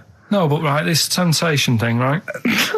Do you know, often we don't get that many complaints on this show. We don't get very many complaints. And I think that's either because there's no listeners, or B, it's because most people agree with Karl. And that I terrifies know. me. Or they let him off because it's like, you can plead insanity, you can go mental and kill a few people, but they go, oh, he's a bit backward. No, but was it because, like, they're saying that he was having it away? Or is it because you saw it? What got the complaints? The complaint was the very suggestion that Christ It was himself would be a having blasphemous sex. thing, not the fact that you saw an actor's knob. So what about if they just cut it down a bit and you like saw the little stable door closing? It wasn't the baby Jesus having sex. It was the grown man. The stable door shutting. No, but do you know It what was they the do? nativity scene. Oh, that is brilliant. That is. then- The wise men saying, I can't believe we brought myrrh, we should have brought condoms. It's like that, yeah. There's 2 for 1 offering, boots. Yeah, I don't know what we were thinking. With frankincense. It's just that it's always awkward. Should we isn't it? apologise now to the Christian church as well? So Sorry, we- the little Chinese fellas, little Welsh fellas, and the little Christian fellas. We haven't said anything wrong. No. It's like, you see, when I was growing up, Stable door. I love the idea that in Karl's world, he was born in a stable, just thought, well, I love this place. Yeah. I'm just going to stay here the rest of my days. This is good here. Oh, brilliant. but when I was watching telly with my mum and dad, I mean, it still happens now, right? My dad will sort of go, oh, ruined, good film ruined, right? Yeah. If some sex scene happens. But why doesn't he But just what are we ignore talking it? about sex scene? Are we talking about a kissing, or are we talking about penetration and looking at the camera? No, Going, just- are you enjoying this, Pilkingtons? What are we talking about? What is sort of extreme levels we talking about? Right, last time I was down there, right? Yeah. What was it? Meet Joe Black. Meet Joe Black. Meet Joe Black is a terrible film. yeah. Right? There was good film, and then it's going to happen because like the music comes in. Brad Pitt's keeping quiet. A woman's eyeing him up. Sure. So my mum, I love that. my mum's worked it out already, and she's going. Anything on the other side, love? She knows. She She knows it's something's. And so you can be enjoying a film and you can be an hour and 10 in, and then some spidey senses of one of them can go, should we turn it over? And the other one goes, yeah, all right. Are you sure it's not them protecting you from scenes of sex? So that what they're thinking is, what if Karl gets the idea to have sex? Yeah. That could lead to procreation. We don't want any more like him. Yeah. We've got to end the line here. You sure it's not the doctor? Keep calling on going, you are keeping away from exactly. women, aren't you? He must never find out. Are you how sure it's they're not done. embarrassed because they're watching a sex scene with their son? It happens every time, right? There's 2 things that my mum does, right? It's that if there's sex scene on the telly, she'll go, anything on the other side, love? And the other thing she always says, if ever there's anything on the telly with Elvis in it, Yeah. she goes, oh, I like him, right? And we all know, we sat there, we know what she's going to say next. Yeah. So you don't even bother saying why, right? And she goes, he likes fat, ugly people. He what? He liked fat, ugly people. He didn't always go for like the good-looking fans in the crowd. What Elvis did? Yeah. Right. That was always the thing. And I'm sorry. No, hold on. I don't know what we're doing now with our lives, Steve. Right, wait a minute. Right. So your mum says 2 things, right? She either says... Is there anything else on the other side? Or, I like Elvis. There's a pause because you know what she's going to say next. She says, he liked fat, ugly people. How often does this occur? Well, because they've got like, Sky, there's a lot of those channels on. They're like the music channels. So Elvis always comes on. There's either an Elvis film, there's like, a classic hit by him on. And she'll go, I like Elvis, he likes fat, ugly people. And what do you mean he liked fat, ugly people? Is she a fat, ugly person? Because there's that special Vegas show, isn't he, where he's dancing about, right? And he's got loads of scarves around his neck. Towels. Yeah. And, like, he always hands them down to the fat, ugly ones. Right. And I always say it's because they're the fat, they've got a sweaty face because they can't, you know what I mean? I don't know what world they live in. I don't know how we've gone to this subject. What sort of world are you got when you're watching his face? And what do you mean fat, ugly ones? You mean they're in the front, they're sweating a lot because they're a bit chubby? So she thinks, is giving them a towel because it's he's really going, wipe your face, you're putting me off, you fat cow. Stop sweating near me. There's another one. What? So, hairy Chinese kids. Yeah.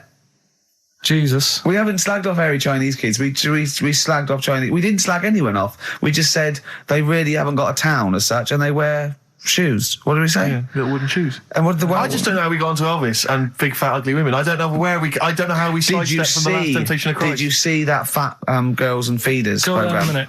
Eh? What's Tom Petty first? Oh, brilliant! It's a great song. Breakdown. How many Tom other Petty. radio shows have talked about Last Temptation of Christ, Chinatown, fat ugly women? More than 60 minutes. Exactly. Incredible. Sony Award winning. I've always wanted a little owl on my desk. I'd like be doing work and there'd be a little owl there and I go, can you give me that pencil? And it just sort of goes over and gets me a pencil, goes, cheers, and it just watches me and it thinks I'm brilliant. Do you know what I mean? Not really, no. No? No, I've never had an urge to have any kind of animal sat on my desk. No, Carl? You'd like a little owl, wouldn't you? That helped you? No, I had a little magpie, didn't I? We've talked about that. Oh, he came down and started pecking your grifter, didn't he? Yeah. What was his name? Maggie. Sure. Brilliant. Inspired. And you took it to school and it didn't come back once. Didn't come back. Didn't see it again. Oh dear. Did it ever peck your head? Because you used to have hair, didn't you? Mm. Yeah. No, I did. It started getting a bit violent. Really? Yeah. But was it becoming sort of age when adolescence, probably sexual frustration sort, because I think magpies go for shiny objects, don't they? And you were probably sort of probably losing it a little bit then in the front, and so when the sun was out, there's a bit of a sheen on the front. They saw glare and thought, I'll have that. Yeah. What is that? That's brilliant. Yeah. Or as it was sort of pecking away, it mistook it for a tree. Yeah, because of the noise. Because of the noise. Yeah, the hollow sound. Go on. Women wearing trousers and that, right? On the estate that I grew up in, on, right? There was a woman about 4 houses down, right? Rough. She's the one She was, or the estate? She was, right? Yeah. She's the one whose kid took a horse into her house. Yes. Right. Now, we won't go over that again. No. If you're a new listener, I think we covered. I think they get That's the all you idea need to know. Right? Yeah. Now, she used to wear leggings. Yeah. Now, they're a bad idea. They are a terrible idea. I agree with you there, Carl. If you're a lady of What the colour? normo persuasion... Were they pink? No, they were sort of black, but with all bits on them. Oh, right. You know what I mean? What, toast and Just horse bits. droppings? Yeah, go on, yeah. And she used to, she's quite a big woman. Sure. Pauline Quirk, I think we described her as. Looked like a light bulb. It is those kind of women that are attracted to leggings. Yeah, I know, yeah. They are drawn to them like a moth. Yeah. She used to wear them, and that's what I remember when I read this piece. She used to work on one of those sex line things. Right. She used to do that. But what was she, an engineer? the weird thing with her was, she had big eyelids. Right. Go on. That were too big, and this is what I was thinking. What right? do you mean she had big eyelids?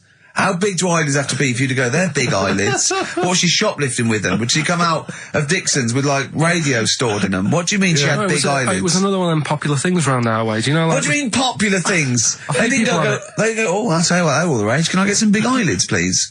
No. It was just like one of them things that people suffered with. Just big eyelids. They could hardly open their eyes. What do you mean? What do you mean? That's one of them popular things around where I grew up. People had big eyelids. They could hardly open their eyes. What does that mean? What sort of freak town were you born in? You had webbed feet people with big heads. You got women with big eyelids. What does big eyelids mean? Are you confusing her with the horse? Yeah. Did she have hooves? Look, what? Just too much skin. It was like the neck of a chicken. But on the eyes. Well, what's your point? Anyway, so there's this big eyelided woman with the leggings. And that's what I'm saying to you, though. That's when I read that story with people with trousers, Yeah. I went from that. Yeah. To Into a that. woman who used to have big eyelids. I still not the point. But then, and also the other bloke who had the eyelid problem was a mate of mine. Right. His dad had it, and same problem, massive eyelids. I don't know what that means. I don't know what that means.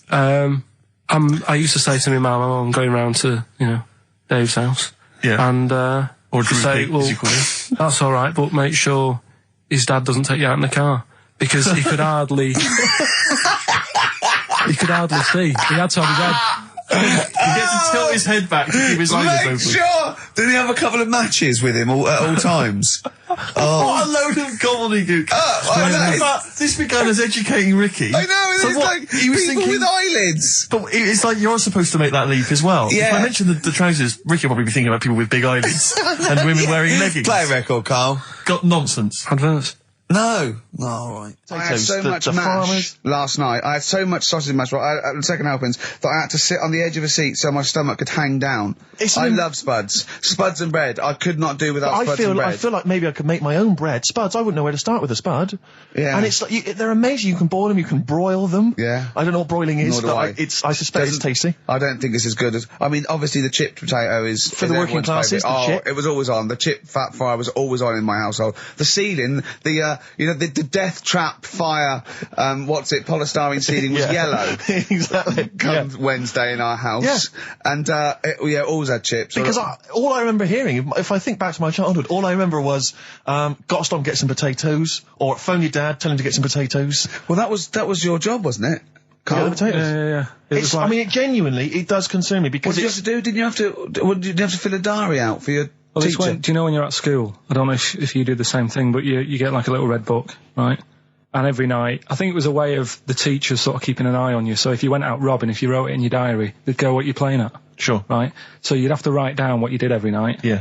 But I didn't get up to that much at that point. Sure. I used to just go on my errands. Yeah. And it was my job to like... I haven't heard errand since the it's 70s. nice to hear that. Just go on. I went to U-Phase, right, the little local supermarket. Yeah. And I got... What's it called? Euthanasia?